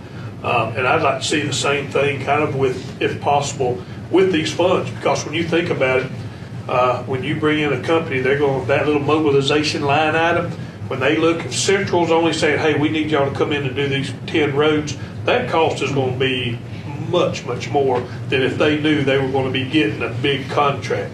So if there was a way to tie in together, then when the municipalities could say, hey, we're ready to do this, it's been bid, we don't have to go through the whole process. Smaller municipalities, also, we're strapped with folks when it comes time to do all that kind of a bidding. That gets in depth, and sometimes it's above us. We did talk about that today. If the county chose to, and I'm not lobbying for either option. We got a preferred option, but if they chose, there is ways that we can work, kind of like what Rick talked about there. You know, if it's based on the price of liquid or whatever, and tonnages and so forth and so on, there's ways that we can work. Whereas everybody kind of works together and has the option to utilize the same bid if they want to. I think that, go ahead. I have a couple of questions, but I don't want to interrupt you. I know you're on the road, so. Well, it seems like that the county has taken a very dictatorial approach to it over the years, where they basically said this is what's going to happen, and then when you come in and pave a road that gets tore up. I'm gonna speak to that, and Rick, we're gonna disagree here, and that's nothing personal. I know personally that we've met with David and Mitchell each year over the paving list. As far as the Heather Drive, that's the first I've heard of that one there. But I will say this: we meet with them now. The one thing we have told David and Mitchell all along is, you know, Trey, you'll attest to this. We got a worst first scenario. There's a road here that you get ready to do infrastructure work on. It'll drop off to the side right here. You can actually look at the original list. It'll drop off to the right-hand side here. Now, just because you're taking this road off, don't mean you get to go up here to one of the better roads and pull it down to that place. This road just remains dormant till the work's done, and then it becomes a priority on the next available paving cycle. But we have met with the municipalities on a regular basis. I thought we had a program where we were talking to them before you do projects. We have. We did. And I can promise you, I actually got notes in my day counter where we met with David. We'd actually go out and ride the roads. Are there some problems with the program, with the communication, or there was problems somewhere. Yeah. You know, and that's why we would like to go back to the allocation. Now, and we've got the capacity to do it, and it would match funds that we already are applying to paving and maintenance, and sidewalk repair, and that's our preference. From what he's saying there, from a county standpoint, when I say we, from a roads and bridges standpoint, I'm going to speak as roads and bridges director for about 2 seconds, Mike. Mike's from our Roads and Bridges Director, me and him had this conversation this morning. You know, we feel like, and just, no disrespect to anybody involved, but it works so much better if they have a little bit more control of what goes on inside their corridor, even though we're coming in.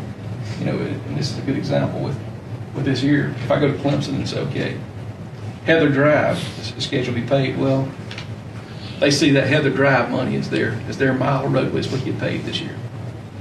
They say, okay, well, since you're not going to pay Heather Drive, I want to pay Whitehurst Lane over here, which may rate at 86, but we still down in the 70s. You know, I think that's where the confusion comes. Because I think it becomes, well, this is my road, and if I'm not going to get it now, I want this here, and if I'm not going to get this here, I want to pull this back in. Does that make sense? But neither here nor there. From a functionality standpoint, if you get to look at the funds, if the funds are used for what they're intended for.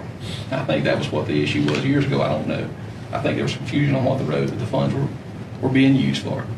If they're being used for what they're intended for, does it really matter who's administering the money? Is the real question. Now, if I could ask, Mr. Chairman. Go ahead. Okay, I have about 3 quick questions, just because I don't understand, like I wish I did.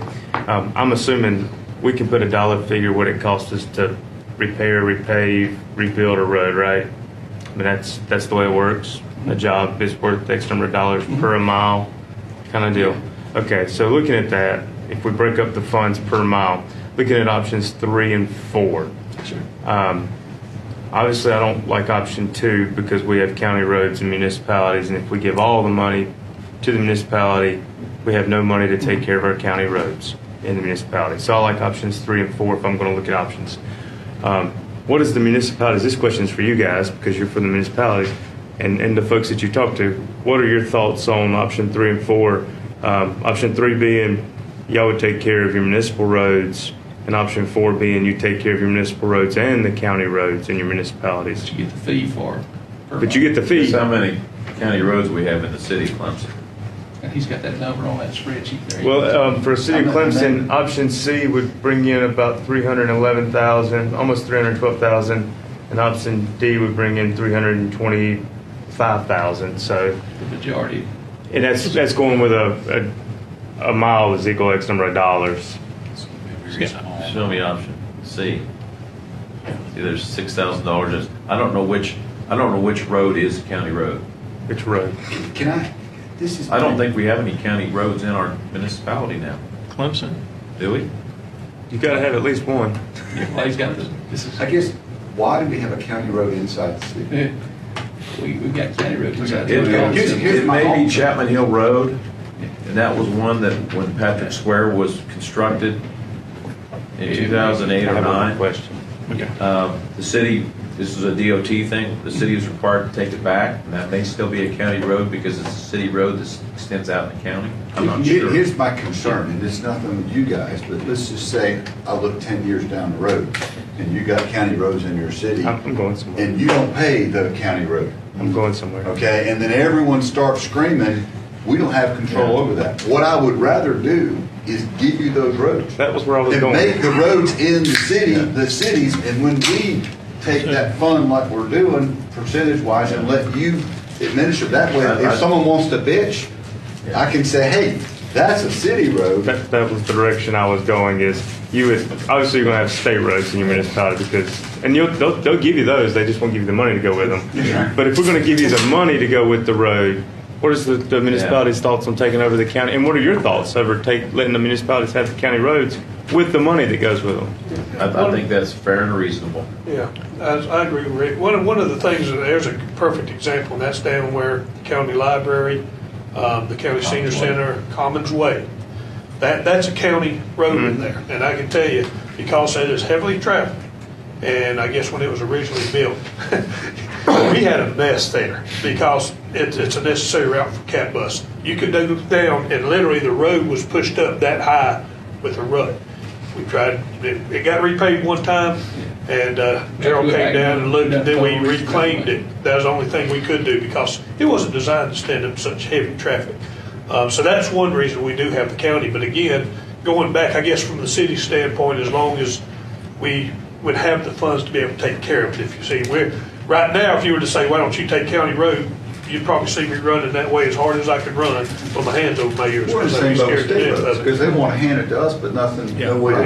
And what I'm asking In is, our case, I think we have very, very few lane miles of county roads, just almost nothing. It just makes it cleaner. It if cleans we the have waters all. up. Yeah, yeah, and I agree, if somebody wants to complain, they should say, complain to the mayor and council. Well, Now, go ahead. I'm sorry, go ahead. No, I don't think I was going to say that. To me, the math on $20 a car and the way we've done it in We're the not there past yet. is Well, I think the doing. math- Yeah. Well, I'm saying, well, no, I'm not going there. I'm saying it's based on cars and not based on roads. We're now changing it to being based on roads, and you're assigning a dollar figure to the roads. Honestly, if you go back and look at the ordinance, it is based on miles. Because the money was collected for the paving of county and No, municipal roadways. I'm agreeing- So whatever's collected is divided by the total to come up with a value. I'm agreeing with you, though. That's what I'm saying. It's what option C and D are is a changing of a mindset of we've got 500 cars in our city limits, so we get 500 times 20. That's the money you should be That's not the giving way us. it's done now. that's the way it was done. That's In the the way. past, that's But what he's talking about, these options is you have a Correct. value for a road. Absolutely. Correct. everybody's on the same plane. And everyone's on, so it makes Everybody's more- on the same playing that makes field, more sense. so that as the economy changes, it's for the county and for the city it's the same. And if y'all are Because everyone drives on city and county. well, that's what I was going to say. One of I our don't just issues- drive around in my little area. One of our issues, and I think Rick pointed it out, for us, Central's population is around 3,100 if you don't have the students. With the students, we're pushing 8,000, and we don't get credit for their cars. So you've got that added pressure. And I'm going to throw something out, and this might be totally incorrect to do, but on the funding part, I know we've gone through, and I think Rick sat in on several of them where we went down and listened to our state folks talk about this over and over and over, and I know some of the lower places. One of the things about it, when we talk about people using it, when you think about how many visitors come into Pickens County, now I know it probably would be unbelievable to pass the, if as a taxpayer, if you were to give me the option, do I want to pay $50 on my vehicle, or do I want to spread this out and pay a 1% tax, which means everybody that is coming in to use a store is using the roads, whether they're inside or outside. I think with some education going out to the community, because a lot of folks, all they see, we hear it when we pass an increase in tax. But if you can educate folks saying, look, folks, Pickens County, what you've got to understand is so many people are coming in using your roads and not putting a dime into it. Here's a way to get it and help disperse it, and it's going to help you in the long way. So you're saying I'd be the first one to go and vote get rid for it. of the $20 fee and do something different. And I'm not sure, I don't want to speak on Clemson. For Central's part, we actually mentioned it. We would love it because we look at Walmart there in Central. That is rated as one of the top Walmarts in the southeast because of all the travel that comes. We've got Anderson County folks pouring into it because it's right inside of Pickens County. You look at all your industry, it sits right on the line, and it's drawing folks in. And those folks come in, they go eat, they go anything, buy. And personally, I would prefer seeing the 1%. I'm just throwing that out as an idea. And we also have a whole bunch of people coming to football games. Yes, exactly, and they're spending money. I know when we were sitting in one of these meetings down in Charleston, that was the discussion. And they said, we would a whole lot rather do that than throw this onto our folks because they're a tourist destination. And they've got, that way, the folks that are using the road are paying to use it. If they're coming in to Walmart, if they're coming into Clemson for a game, those folks that are tearing up our roads are contributing to help fix it. A lot of counties that's want my that, opinion. pennies for progress, pennies for paving. I know York, Horry. Now keep in mind, to do something like this would require a referendum during a general election, which will be next November. Right. So- I think we can't realistically double our road fee. No, I think because that's people unfair don't to want the fees people. now. And I as mean- many people as we have coming into the county, you can't go to the college students and tax them or figure out some way to do it, but a sales tax where you could do maybe not a full penny, maybe a half cent. Figure out what it is so we can have the people in the county can pay a portion, which I think they should, because they're ones using the roads most of the time. And if you educate the county folks that have to vote on this, like I said, it's simple. I would a whole lot rather, we all know sometimes. So how about? Fort Penny inside unincorporated Pickens County generates a little over $9 million. All of Pickens County is about $12 million, if you do municipalities and counties. But now, keep in mind, I got 4 vehicles registered in my name. If we go where I'm talking about going, I'm looking at a $120 tax increase a year. Versus a $80 roll-off, so to speak, in my mind, even though I'm paying a little bit on the penny. I'm saving $80 plus the possibility of an additional $120. Not saying that's where we need to go, but where we are today is we got to decide what we got. It's two different things. $4 million we got to decide about. Yeah. Yeah, it's two different things. Go ahead. To your point, about having the money, these smaller places, we can't let them bill us. They don't have, but the idea of having a smaller paving project, this is where the coordination between the county and the city, if we say, okay, you have the money, but I don't want it to be like, well, here you go solve it. I would still like to see the county working together because we can get a better price for larger projects, but because the city knows what's got to get done. But they can't bill us after the fact and expect to carry it. Depending on where y'all guys go tonight, talked to Stephen Stees today. One of the things we talked about is exactly what we're talking about here tonight. He does prefer that they have a little bit more control over their funds. But me and Clay were talking today. One of the things we're going to do with our paving is going to become a routine cycle. We know that, a good example, Rick knows when he wants to pave. So we all sit down as a group. Whatever comes out of tonight, I think after tonight, we as administrators and Public Works and all come, if we decide to do this, is we come up with some dates that works for everybody. And Clay's going to have our bid ready to roll based at a certain point in time, based on what works for everybody. And this way they have the option to opt in or opt out. Now, one other thing, if y'all do decide to split the money, if I'm hearing council correct, we really want the money to go into mainline paving. We're probably not county, or if we collect this money, I'm asking a question just to make sure we don't get where we were years ago. Bear with me. Right now, the way the ordinance is written, if they want to repair a sidewalk and we give them the money, they can do that. Is that good with you guys, or y'all want to change the ordinance if we do this, whereas it's strictly road paving? How do y'all handle sidewalks now? Well, the thing about sidewalks, and I don't know anything about this, but just reading the ordinance, if you tear certain roads you pave, you're going to tear up a sidewalk. So you better be able to be. So you got to be able to repair. I just want to throw it out. No, I understand that. And if you say it's only for paving, and you tear up the sidewalk paving, you can't repair it. That's not for paving parking lots. It's not, and parking lots are nowhere in the ordinance. The other thing that would happen from year to year when the county was doing it is sometimes we were maybe a little more picky about where we would do full depth patching before they came in and overlaid it. We did that ourselves.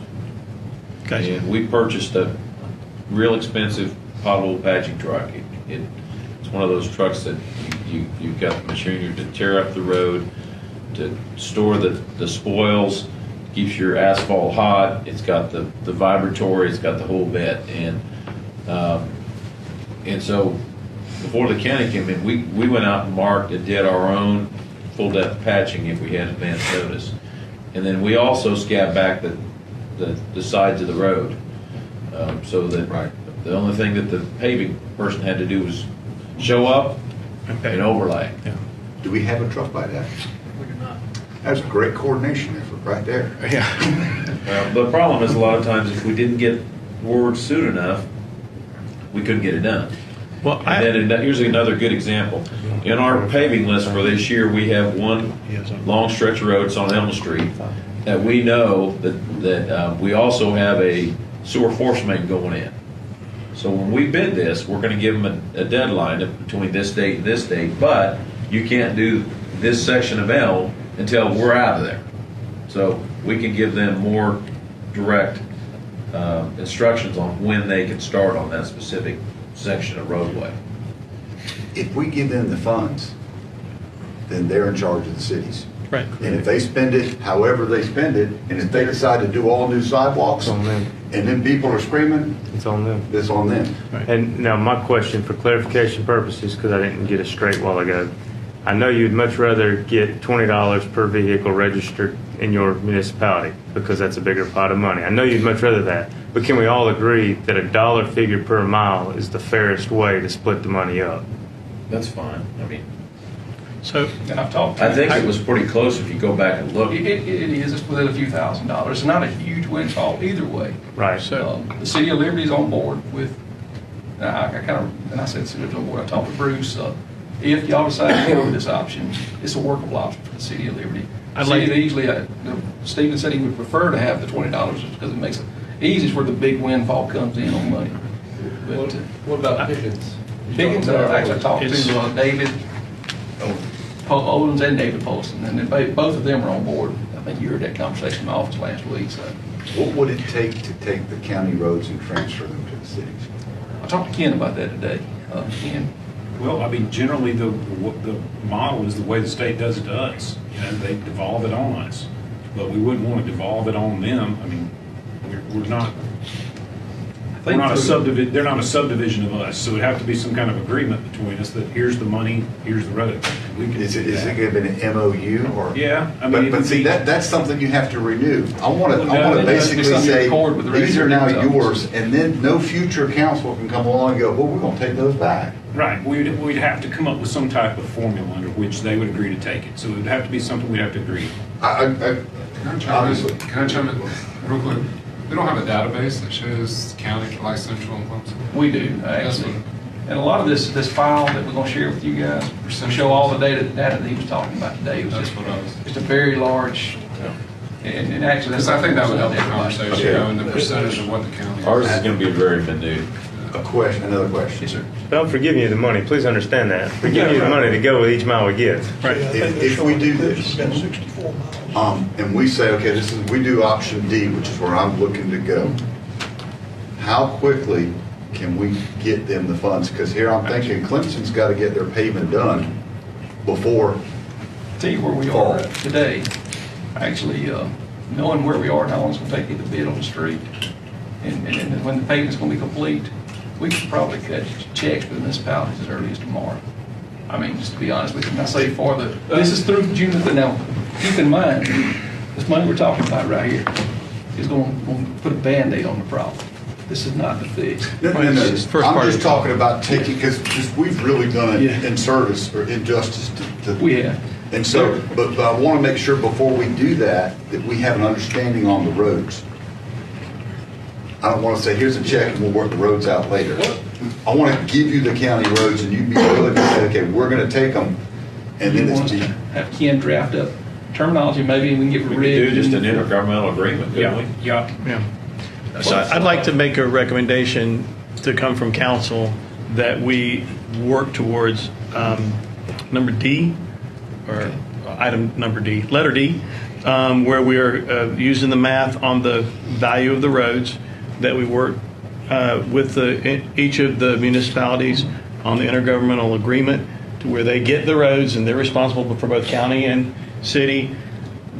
Also, I'd like to have in there where the municipality is given accounting of where they're spending that money so that they stay within the ordinance, because I believe that was a problem that we had in the past. And then finally, that we have something in there that talks about communication to tie in bids to be able to save the county and the city's money. If it's feasible to do that. And can we do it and have it ready by the next? Can we have it? I mean, Probably have it ready by Wednesday this week. So do we need to- So we can vote on it next meeting Yes. and then. can we vote on that to take it out of committee? I'll tell you what, we'll have you some information from all the municipalities. So that Question on the money. Yeah. When the county keeps it, for X amount of days or how long, how much interest accrues on You that? just made Ralph's skin crawl, you know that, don't you, Wes? State Treasurer Investment Pool is paying 2% now. Yeah, this money's been laying there. The problem is, though, the 2% that we're gaining, we're losing. I mean, it's going up by tens of thousands of dollars the longer we wait I to think start Wes won't know if paying. this account's growing as interest comes in. I'm gonna tell you the answer to that. I know it without Ralph sitting here. The interest is part of, if you look at your annual budget each year, we got an interest account, and I guarantee the interest is being used as part of the day-to-day operations.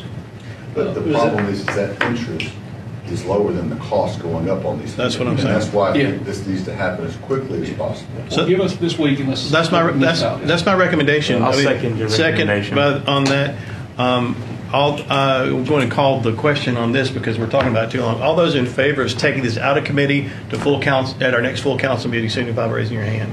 How many readings is it going to have for this to happen? Not a reading. If we, We're not changing the ordinance. right, if we have to change the ordinance for some reason, it'll take 3 readings and public hearing. But if it's just an intergovernmental agreement, we can probably do that with one resolution. Yeah, what if some... But it's going to have to be something they all agree on, so it's not. Yeah, what if someone object? Well, let me say this, I know Norris and 6 Mile doesn't have a public works department. 6 Mile doesn't have any roads. Norris has got a quarter of a mile. Honestly, we're gonna be Norris's public works department. Y'all know that as well as I do. So can y'all get this together, work with the cities It's to gonna be a city coordinate it out? question. Tom's got a question I can Yeah, tell. and if I, just 2 real quick points on one of the things, and I'm having to speak for my boss, who's at another meeting, that's the reason I'm here. But just wanting to make sure, and it might not be a problem, because we always have to go and study a map, which is county, what city, what state, we're always dealing with that. But, if Central gets 19 miles of county road, if 17 of them are ranked poor in here, I don't know. I'm just saying, I want to make sure that if that's turned over to Central. You guys, that's what we're saying. You guys decide. In other words, you're the ones that are deciding. You know better in your areas how to serve the people that are there, whether, like as Councilman Whitehurst was saying, if you're building something or you've got something going on. We're going to look at the per mile that we've got within the county that we need to take care of, what makes the most sense. But I agree with Councilman Whitehurst. Why do we need to come in there and go, you need to do this road. You don't need to do this one. That way you got a better indication of the way to serve the people there, and it kind of gives you that control. You also know where you're expanding and Right. trying to build and send traffic with your master plan. The other thing I wanted to mention about the sidewalk, I probably can tell you where that came from. I've been at Central 26 years. We dealt with, and I know Liberty was in the same way. Take, for instance, Highway 93. If you go down Highway 93, sidewalks run all the way down. They're on DOT. When we came, you wouldn't believe the number of discussions. Who owns those sidewalks? They're on DOT right away. So you'd have a Duke truck come work on something, collapse it in, it's busted up, it's tore up. State said those aren't ours. Well, show us where the paperwork is. If you go to DOT will tell you none of these sidewalks are theirs. You have to fix them. At one point in time, we had serious issues where we were getting lawsuits because DOT was saying, no, that's the town's. We had several lawsuits where people failed because the sidewalks were off like this. We had no money to fix it. I think that's kind of where that got rode in because Liberty was in the same boat. The road, but you on the sidewalk. That's what we've been told. DOT. So that's the reason because we actually came one time discussing that. We didn't have a way of And fixing the that would make sidewalks. sense, I apologize for interrupting, that No. would make sense why it's limited to just repairs. Exactly, and I can tell you back when, because we actually came to the county, and I can't remember if it's, we did get some money because we had about $25,000 worth of work, because every little square patch is $1,000 when they work on that, and culverts that were falling in, stuff. Now that DOT will come do the culvert, but then down the road where that sidewalk started shifting, that wasn't theirs. So I think that's where that was. I'd like to keep Are that in y'all on mind. board with this plan? Does this make sense to you? Yes, yes, we are. And like I said, for us, being able to look, I think it's a good plan. We get to kind of help with some of these roads, and I think Clemson's probably the same. We get folks to come and say, man, this road over here is awful. And we're like, that's not city, and it's not really DOT, it might be a county road. So with being able to do that, we can look and say, we need to get these roads fixed and then coordinate with the county. When I say And coordinate. you've got the funding for it. Exactly. Because Work with the county, let them know, hey, this is, because we're the ones that are in there driving every day. Are you good with this, Rick? I think our council would be very pleased. I'd like to add to that. Councilman Hatfield. The city people goes to Rick, and Rick says, I don't have control over that. And so it looks like he's passing the buck. And by you taking the control, it's, yeah, it looks like you're passing the buck. Good job. Councilman Bowers. I'll chime in one quick thing. I just wanted to say, and for those that do not know me, I'm the newbie on City Council for Clemson, Robert Hathager. But I just want to say thank you for addressing this, because it's obviously an issue, and I appreciate that. We appreciate it as a community, and the possibility of giving municipalities the autonomy to control some of this, I think would go very far. So I appreciate it. Our community appreciates it. I won't speak for the whole council. I'm one person. But thank you for the time. Thank you. We'll start working this week, and we may not all be ready by next, because it may require some action on their part and their councils too. We'll get as close as we can by next week, and we'll let you know where we are. Can we address our roads now? Yes, sir. Actually, what we'll do, because we hadn't spent anything, because we didn't know. And while we're trying to help them, we're in the same boat. Yeah, we are. Clay's got direction on our roads, and we'll bring those back to you pretty quick too. So I think you guys still want to know what's being done before we do it. Gerald, I just got one question. Yes, sir. On this option D here, this Yes, sir. assumes that at a $20 road fee, this is the allocation on the right-hand side that each of the cities Yes, and sir. counties would And get. I've got a copy if you'd like to have that too. That'd be Yes. great. The city of Clemson will be looking at option D right at 324, is that right? 162.95. No, that's not, No. This is the total of what we have existing today. I'm sorry. I'm going Clemson different will be direction. We have two looking different pages right now. This will be going 374. forward on an annual basis. If we don't but do based on what we have Still now, collect it's $20. different. But what we got in the bank today, is Right, that the question you're that had asking? been saved. Well, it's, Okay, what we have in the bank today, based on the formula that we're going with option D, the city of Clemson will be looking at $324,781.76. okay. Oh, thank you. And I know, Tom, you'll want to know that for Central. Central will be looking at $96,556.77. I got a copy of this for you too. This is based on what's in the bank as of June 30th. Okay. Now, keep in mind, this money will, past June 30th each month, there'll be approximately $160,000. Are we going to allocate it monthly to the cities? Well, that's the question, that what works best for everybody. I know with fire contracts, what we do with our fire contracts is when the fee comes in, the looper each month. And Central's a good example, 40, 40, and 20. I learned all this working on the contract for Central, but when that 40%, when a fire fee comes in at the end of each month, if we collect $100, he automatically sends a $40 check to the town of Central. $40 goes here and $20 goes here. So you're not going to be able to do that now, though. Huh? Not going to be able to do it that way now. It'd have to be This broken year- up. If I pay my $20 fee, It you'll could have be to. broken up on percentages. We'd have to get the formula to it. Correct. Once we get the percentages, yes. He would know that. Or, I mean, could you not look at, because do you have to have the money in your pocket before you go do this? Or if you just knew that we allocated $324,781? You know, and it may be a combination. It may be that in some years, we don't have a lot of utility work scheduled. And if Gerald is going to bid this in April for summer construction, we may say, throw our roads in with the bid if they can get it done between May 20th and August What I'm getting 11th. at is the interest rate. You know, Well, here's the thing. Oh, go ahead, I'm sorry. And in some years where we've got a lot of utility work going and we may want to schedule that ourselves, we'll just say, we'll do it ourselves, schedule it, bid it ourselves. Okay. But like, I think to answer your question, let's say Central doesn't have the money in the bank to pave the road, they'll have to run a year behind just to ensure that they have the money up front, because they can't float it until everybody comes in. We got right now, if we cut a check for and what this check, if we do a check, Trey's question, because we have kind of handicapped them. We know that as we pave our roads, if we started June the 1st, it'll be the end of September, October before all of our roads are paved.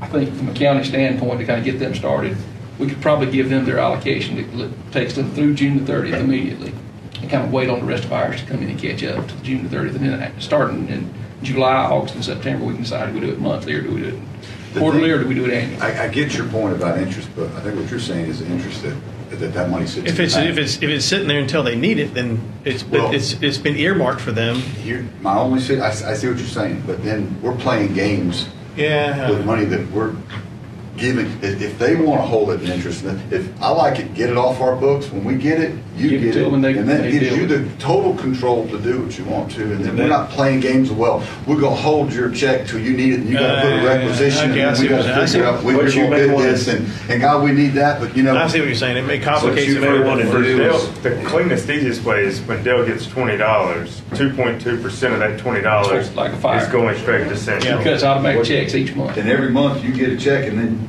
we don't got to deal with the. Okay. It's all clean. That's What would be cleanest. reasonable is if we held this in a separate line item where we could account That's what we do with where that. it came in and when it went out, and we Yeah. can give you an annual accounting of. And I love You may want to quote bank a piece of it to carry over the next Sure. year, because you may have a bigger Right, street bigger that needs to be done project. and will take more than 1 year's Right, worth you of can money. plan for capital budgets Right. further out. Yeah, exactly. Okay. And by the same Okay, I'm token, with doing it that way where you pay it out when you get it, let's say somebody drops for whatever reason, 500,000 cars drop off the whatever, well, we're not paying them for something we're not gonna get. Or if somebody adds 500,000 cars, then we're not gonna keep. So, you see what I'm Yeah, I saying? get you, I get you. I get you. And what we need to do is, we got direction on this one here, we're gonna try to work everything out between now and whatever, we'll get them paid through June the 30th, once we get the agreement in place and you guys are good with it. After July the 1st, end of each month, they'll cut them a check based on the percentage of collection, based on the road miles. We'll move forward that way. We do need to have a discussion at some point in the near future. Do we look at a penny tax, a half a penny tax, or whatever? And the good thing about the penny tax, keep in mind, is it grows with the economy. If the economy's good, it gets higher. Well, That's where we. I do like Because this that a lot. number at $5 million, 20 years from now, that's probably not enough. Now, But it has to penny grow. tax, Yes. can you, like say the county want to do another penny tax on something else on down the road, is there not a time limit there how often you can do something like that? There's only 2 pennies available. Now, one's been allocated for the local option sales tax, the way I understand it. Offset property tax. It offset property taxes. We got a penny available But right if we now. do a penny, that's what you say, 9 million? 9 million unincorporated, but it says it involves the cities too, that's $12 million. Yeah. Now, I think that's over. Yeah. And that's where you guys, yeah. That's another. Yes. But I think this is another, Penny left. no, that's it. We We have got one one, penny left. I think that's for another discussion though, because Yeah, right that's now, another the biggest discussion. thing was to figure out how to get cool funding to thing- them. You know, even if you decide to go with a referendum, you need to market the campaign, you need to do all this. We got $4 million to start today. If you did a referendum, collected the pennies, it'll be 2021. There's gonna be another $3 to $4 million of collections between now and then. So the good thing is that before, as we on the edge, on this ledge right here, we've got time to kind of level out between now and then, but we can't keep kicking the $20 can down the roads, what I'm saying. But we got a plan to move forward tonight with this to get everybody started. We'll meet with all the municipalities, we'll try to get together. I'll give you a call tomorrow, we'll start talking, talk to your councils, let's see what we can do. Thank y'all so much. Thank you. Thank you very much. Thank y'all for Appreciate you listening guys. to us. We appreciate you being here. So, all right, so, And, Mr. Chairman, and I know you gentlemen sacrificed a great meal to come eat crackers and drink Dr. Pepper with us, so I really am grateful. Y'all want a copy of this? Yes, if you would, please. Municipal Association meets tonight. They'll get a copy of the report. Yeah, actually, Clay's gonna get them all a copy. They're gonna put it on, I thought we were gonna put it on thumb drive, it's got all the video and the. We just appreciate y'all not sending us a bill for that fancy band to realign the front wheels after it went through ours. oh, yeah, about that. We appreciate you guys being here tonight. Thank you so much. We appreciate all y'all do. We really do. Hey, thanks for listening to us and working with us. Thank you. Let's see here. Road maintenance fee? Mr. Chairman, yeah, we actually up to the minimum maintenance roads. We got a couple of Yeah, them. minimum maintenance, sorry. Are we gonna figure some, can we give staff some direction on starting to pave all those? Yes, sir. What we would recommend while we're talking about paving the roads Okay. is rather than just the worst roads first, if we got a few roads that are I like the balanced approach. Yeah, balanced out. I do too. If you guys like the balanced approach, can you give us a couple weeks to go through this list of our roads? And let's come back to you guys, because I think one of the things that, from what I gathered from the former council, and y'all may not want to do this, would y'all like us to bring this back to you, just kind of look Do at y'all where want to we get are? in the weeds as to what roads we're paving? I don't necessarily want to get into the weeds. But on that. the But type if of we- approach? But if we know the approach and. We use- prefer, Claire, we prefer a little balance that he showed you just a while ago. Yeah, like. Yeah, Let's crack seal 93 and If let's, you can make that road last a little longer before it Yeah. starts deteriorating at $2 versus $14. Right. and if you look at that packet there, it'll show you the condition of all the roads, and you can take that packet, sort and filter based on condition, and kind of start looking at where you are, and then pull up some of the crack fill, some of the. I just want tips. to be careful. I think we're opening up Pandora's box if we all start deciding to vote on which roads Let's- we Yeah, pave. yeah. Have you figured out, is there a natural, sometimes when you go through data, a natural path appears? You know what I'm saying? Where you can kind of see, and that's a very large statement, but you know what, as an engineer, you know what I mean? Right. At a certain point, you can see the answer appears. Do you see some sort of okay, these roads we know and these roads here, and that kind of The next step in the process as far as knowing which road in particular to pave is, I started breaking these up into categories. If it's a local road or if it's a collector road, based on how much volume of traffic I think it is. Right. Once I break those up into collectors and locals, then I'll put my counters out, starting on the collector roads, and actually see which roads get the most traffic, because they should deteriorate faster. And then further prioritize our list within those subcategories with that information. How long would it take you to come up with a plan? We could With all actually that data, start it would dropping take some me pavement. a year or so, but getting pavement done, I can go ahead and get that going now. And go ahead and start putting something Get it together along there. in those categories. It won't be quite as refined of a selection process right now, but it'll get the same thing done. Because every time we wait, it's gonna cost us that much more. We want to get started, we want to have a paving cycle ready to go in June this year for our goal is. If you guys are good with that, let's try to pave the summer months. Let's face it, the hotter it is, the better the asphalt lays, the better job you get. You start getting over in October, November, cold days, cooler nights, warmer days, But you can come up with this plan yeah.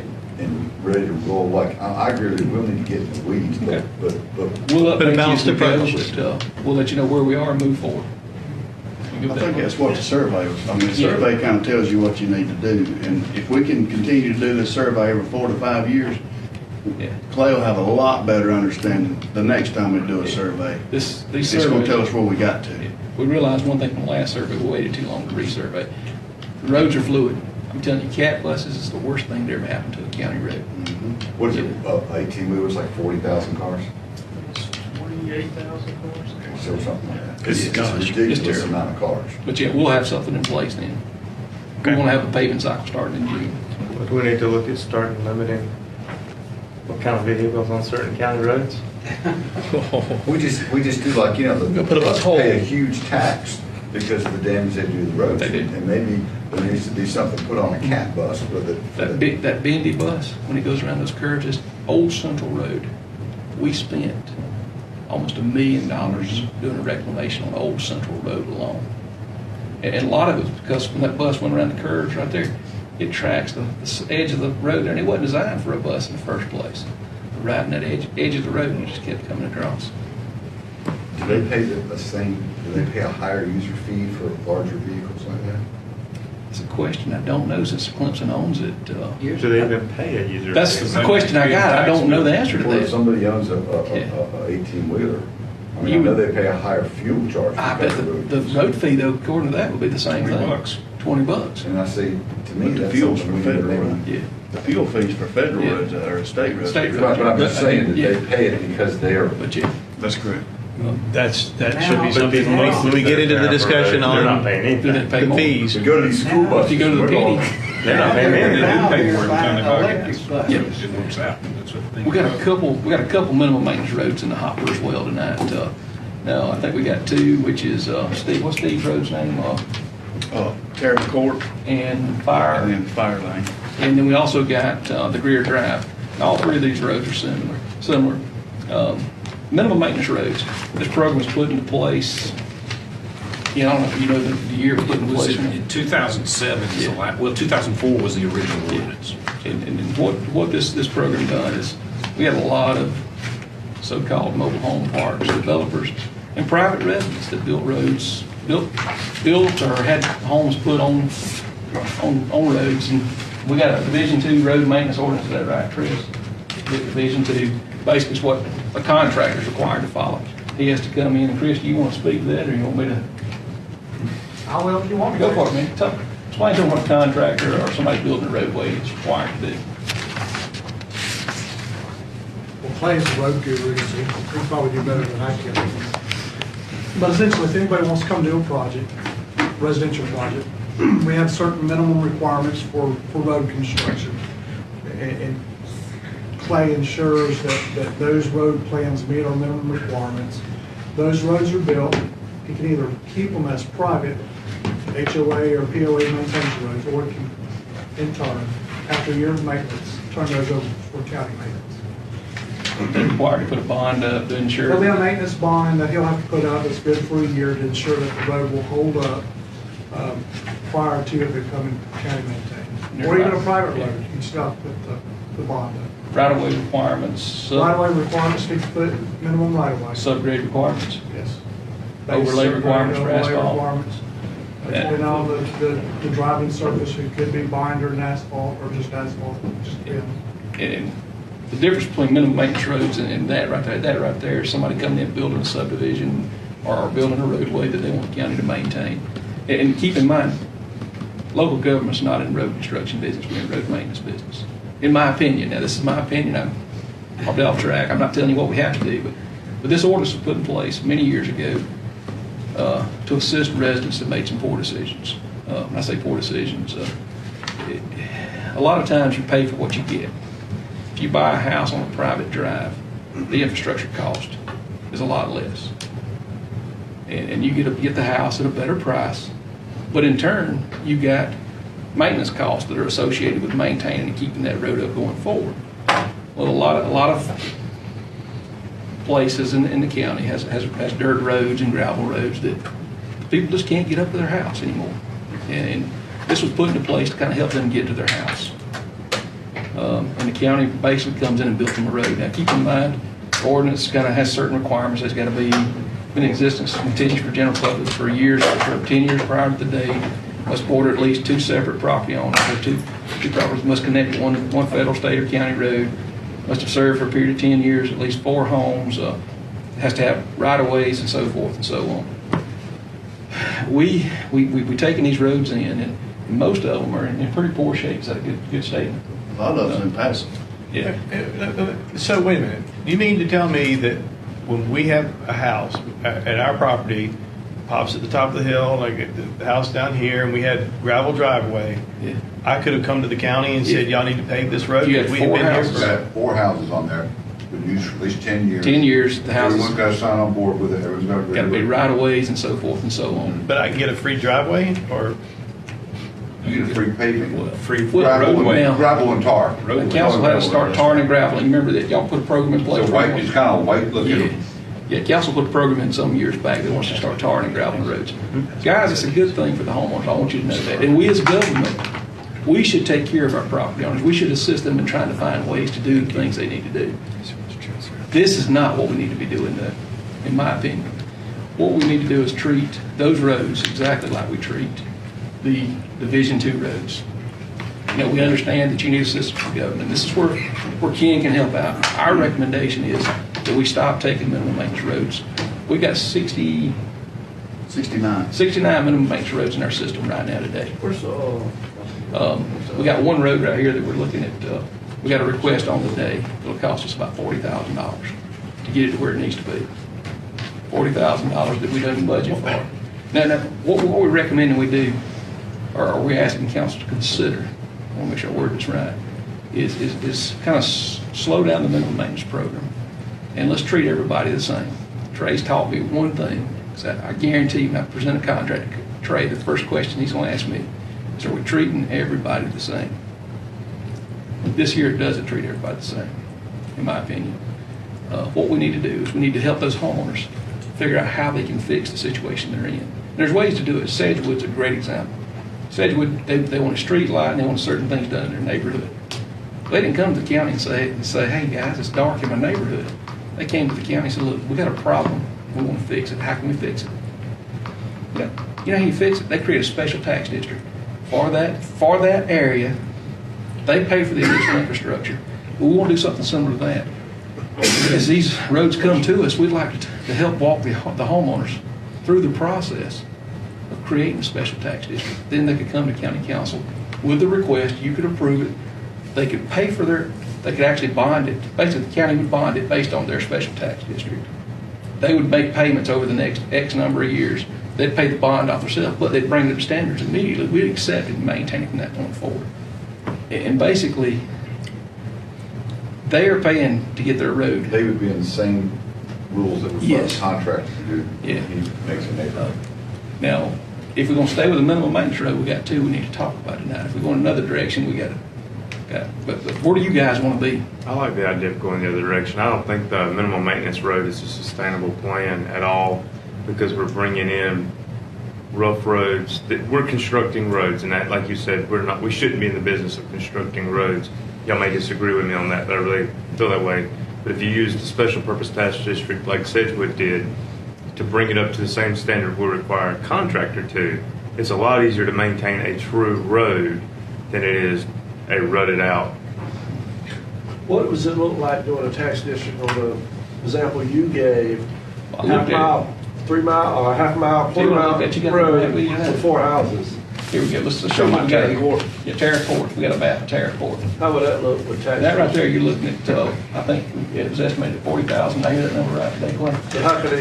There's 11 homes that they donate, and this is gonna sound awful, I guess, but they can do a bond, special tax district bond. It's 11 homes, $40,000. Which is What that would cost, about $200 per house per year for 20 on years. this road. And why did the developer do this road? Well, I think the developer did, but he turned it over to the citizens and it became private, and now it's alligated up, it's got potholes. So they didn't make a good road to start with. Well, and who knows how old it is, I mean. Yeah, but you know if a road's been constructed right.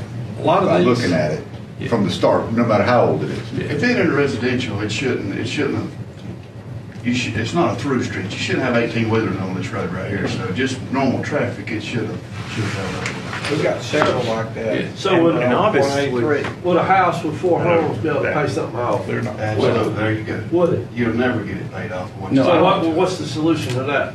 Well, and this is gonna sound awful, Wes, and you're not gonna like my answer, but my dad always had a saying, poor planning on your part doesn't constitute an emergency on mine. I think as a government, we have a responsibility and a duty to the citizens to help them get to where they need to be. But, and I'm a prime example. I got 2 rental houses. One of them's on a private drive. I paid less for the rental house on the private drive than I did the other one. And the reason that is because, I didn't have to pay for the infrastructure cost up front. Now I'm paying the maintenance cost of the HOA on the backside. It's pay now or pay later. If you want to subsidize poor decisions, then we need to keep this program in place. So here's the other question. Yeah. What happens if there's an emergency and the emergency vehicles can't get through there? I'll tell you what we got. Where does that fall in liability? Where we fall right there, and we've actually had that question, that situation come up before. We've got vehicles in Pickens County. We've got rescue, we've got fire, and we've got EMS. I've got vehicles that can get you to the backwoods. I've got gators and utility vehicles. I can get you where you need to go to. And this is something you guys have got to debate. I'm just giving you my opinion. Do we have like this neighborhood got built? Did we not have a standard for road that had to be in there? We do now. We do now. So now, we fixed the problem for the future, I guess is my first question. In 2008, we fixed the problem for the future. We still allow somebody to build a private road or a private shared drive, but there's minimum standards they have to meet to be able to do that. Right. I think the minimum maintenance was taking care of those that were before 2008 when we had nothing. Okay, so now we're good. Right, and right now the ordinance will allow you to do, and we cap it at a lot number or an access number. Just for instance, shared driveways, 3 lots, 3 houses. There's 20-foot wide right of way, that's all we're going to require. If you're going to do 10 houses or 10 lots off that road, then it becomes a 50-foot wide right of way. There's some construction minimum requirements. There's a maintenance agreement that's got to get recorded. So the standards go. We have stuff in place for everything since 2008 forward. Correct. That when we take a road into the system, that it meets what should be for a road. Now, if we take a minimum maintenance road, what would be a typical rating of a road like that if we take it into the system? Well, I would say this, council has the right to not give the 50-foot right of way. And some of our roads are not the minimum maintenance roads have been accepted. They don't have the proper cul-de-sac, and you go to the end of the road, and the ambulance is having to back out. And that's really why we're trying to. We've got that problem in a lot of places. We do. That's my neighborhood's perfect example. It is. Yes, the Division 2 standard that he is talking about does away with that. If we accept it, it meets the requirements, or we don't accept it. Yeah. And it also, I'm not saying we put the homeowners out in the cold. I think we teach them how they can actually do better. You know, we help them through the process, and I've talked to Ken about this in detail. And Ken can help them through the process of getting the easements and getting all the paperwork and all the documents in place to whereas they can start the process. Yes, it's going to cost them a little bit to pay for it. Is that fair? That's a question you guys have got to debate from us. But my question to you was a typical minimum maintenance road on that scale of 1 to 100, where's it going to hit that we're looking at? Like these roads here, if you had to guess, you give an idea how that scale works. What is that number coming in? Are we bringing in a road that's a 40? Probably anywhere from a 0 to a 40. From what I've seen, I would think. It's not asphalt. I can get a full drive up. So what we're doing is we're bringing in a road at a 40 and just reducing our whole overall everything down, and then having to throw something on it to bring it up to a 20. And the widths are never. And now it's our responsibility to get back up to something that should be. That's one reason I like the special purpose test district, because you're not pulling out of your pot. We've already talked about how we don't have enough money in it to take care of what we got. We're not adding worse roads, because we're not adding any road that's going to be better under the minimum maintenance program. So you allow those folks that use that road. You're not, I hate to say penalizing, you're not penalizing the people that'll never drive down that road. You're not using their money to bring a road up to standard. Correct. What's the chances of, say, a road, the county takes it over, brings it up to snuff, then decide, I want to make it private after that? Once it becomes public, it can be done, but it's through a quick claim deed, and you guys have to vote on it. I don't see you guys really saying I'm going to spend $50,000. No, we don't want to take it back. Yeah, but this council may not want to, but we're to prevent that from somebody from using the county to upgrade their road and then taking it back. There's absolutely nothing there. I mean, if they want to give it away, the county does. The county gives away whatever it wants to give away. Yeah. From my standpoint, I'd give away every mile of roadway we could. Yeah, but where they don't use this for a pavement, where they don't use this for a pavement service. Yeah. So far, nobody's ever came back and said, I want my road back. We've had some right-of-way debates. Once they signed a right-of-way over, it belongs to the county, we come out to do work. Nope, you can't do this here, that's my property. I mean, there has been some issues like that there, but if you record the easements properly, it is what it is. But I've never seen any of them come back wanting to give it to us. Most of them are very pleased to get something for nothing. Well, the other thing is when you go in and pave a road like that, then it increases the value of the property that the homeowners have. Their property increases in value. Yeah.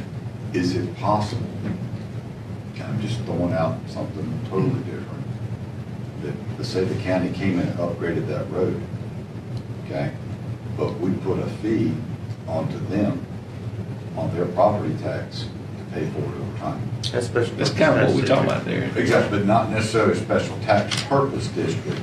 Can you just do, they gotta go do all this type of stuff, which may be the only way to properly do it, but is it something they could say? We couldn't, because everyone have to agree to do it anyway. Then they sell that So you're back to property. special tax district anyway. And the thing about a special purpose tax district is they would seat a board, or we would seat a board of them, like we do Sedgwood. They have total say over how it's done, blah, blah, blah. All we're doing is floating the bond for them, and they're assuring the money with their tax bill. And the bond follows the property, not the home. Correct. That's right. And that's just a thought, guys. I'm not telling you what we need to do. I do think that if we're going to continue down the road, we're on road paving. We got to really think about every dollar we spend and how we spend it as efficiently as possible. I'm not trying to be mean, but if somebody makes a not very bright decision to do something, why are we using taxpayer dollars to, bail somebody else out? I'm all for trying to help where we can, but we don't have enough money to pave the roads we got. Right. You used the word subsidy while ago. That's what you're and looking at. that is what it Is is. subsidizing, using taxpayers in one area to pay for taxpayers in another. Yeah. How would you like us to move forward with this project? We've got 2 in the hopper now. Do we have to make a policy change? I asked Ken about that today, and do you advise the ordinance, do you add some? He talked about possibly adding a clause to the ordinance. Right. What I would say is that you could recommend, this is just a recommendation, you could come out of this meeting and say, we recommend that we suspend any further approvals of the minimum maintenance program until such time as we've had time to readdress it. The real way to fix it, if you wanted to, based on what y'all are saying here, is to add a line into the ordinance that adds a requirement to the minimum maintenance program. And that requirement is that it had to be before this date. So we're not doing any new ones. Okay, because the ones that we've accepted are ours. Yep. And that we will accept roads, or can you just make a comment in there that says the county only accepts roads that meet this standard? We have that already, We right? got that. But then that's all you gotta say. Yeah. In other words, we've got a minutes making program, we created it. Yeah, we can. So the only issue I would say is we've got these pending ones that qualify under the ordinance. I would like some action that suspends action on them until y'all can get whatever the changes in place, or else. Does the ordinance address an issue for minimum maintenance? Yes. So we just remove it? There's a whole section that addresses minimum maintenance. I would, and this is getting into the weeds a little bit, but I would prefer that it remains so that we can talk about why and justify why we have it. That's kind of the general idea. Yeah, it is. But we suspend it for now. That's right. Instruct him to kind of come up with language to fix it. Is that right? So that's saying not adopt these that you're talking about, mentioning tonight, right? There's no action on these. No action on those two tonight. I'll make a motion that we suspend the current minimum maintenance program and have the staff work on language addressing the issues discussed tonight. Okay. I'll second it for discussion. Okay. Does this open up, we have to go vote on this? Be regular council. Can we just basically say no action on these and go work on that? You can, in this committee, leave it in the committee and suspend any further action on it. So it's in the committee. And so nothing will happen until y'all bring it back up in the committee or move it out of the committee log But onto we the can't floor. vote anything here. We have to go vote No, that. No, but I'm just saying, your action in here would be the motion he made. We're going to leave this in committee. Committee action. That's right. And so it's going to stay in the committee till the end of the term. In theory, that's not. I just don't want to put us in a whole situation to open a whole. Can of worms. Understand. Yeah, I'm not voting. I'm not. My Motion and second. My motion wasn't to suspend it, to take it out there. Yeah, I knew that. I knew what this 10 was. I wanted to make Yes, sure that yes, we were, yes. you and I were thinking. We're on the same page. We have a motion and a second. Before we continue, one point of clarification. I'm advised by staff that E is a different Do you want to talk about different Greer Drive situation. and the right of way? This Is is this the one where we've had all the people fighting over and they can't come up, there's not 100% people that. We have no dog in that fight. No. I just want to make sure, we added it just because. Yeah, we haven't, because they can't come up to an agreement, so it's irrelevant. They couldn't be here right now. So you're good with that? We got no discussion. Want to make sure. Is that on I'm Hartwell, following up. Greer Drive, on Hartwell? Yeah. But that's all of that one. Yeah. But they can't come up to agree on what they want to do, so even if we took an minimum rates, we can't because they don't meet the requirements. That's right. Everyone getting 100% on board. Right. It's a fight between them. We'll reach back out and explain to them without the right of ways. There's nothing we He can do. wants us to forcefully walk in and take it. But in the planning commission, my understanding is they prevented that property owner from buying both pieces of properties on each side. How did they come up with that? He was concerned they were going to block his access. They granted, there was a request to, and for Greer Drive, anytime a lot is split off of Greer Drive, and this is, I don't know how Greer Drive got like it was, or what it is. So there's been a couple splits on Greer Drive. When I say splits, division of properties. It requires a variance granted by them from the planning commission because it doesn't meet Middle County requirements for right-of-way, construction, there's no maintenance agreement. So the latest one was they came to the planning commission to be able to divide another piece of property off the substandard road. They granted the variance. However, they conditioned it on that the parties wanting to split the property had to get 100% of the property owners to agree on a maintenance program, maintenance agreement, and get it recorded. And they won't do that. They haven't taken step one to pursue that maintenance agreement. So his property, he still have access to his property? Okay. Now, and, we've had this discussion and we've had it. There is no easement, there is no right of way along their drive. Nothing exists. Right. They own everything. But that's their issue. That's what the courts exist for, is to resolve that issue. What he's concerned is that someone buys property on both sides of the road, they would therefore own the entire crossroad. Oh, Lord. And they would block, they could potentially block access to his house. But they could. He's got a court case, not a county council. Yeah, they could. All right, so we have a motion and a second on the recommendation. Is there any other discussion? All those in favor signify by raising your hand. And that carries. Can I make a motion that we adjourn? Yeah. Did I second that motion?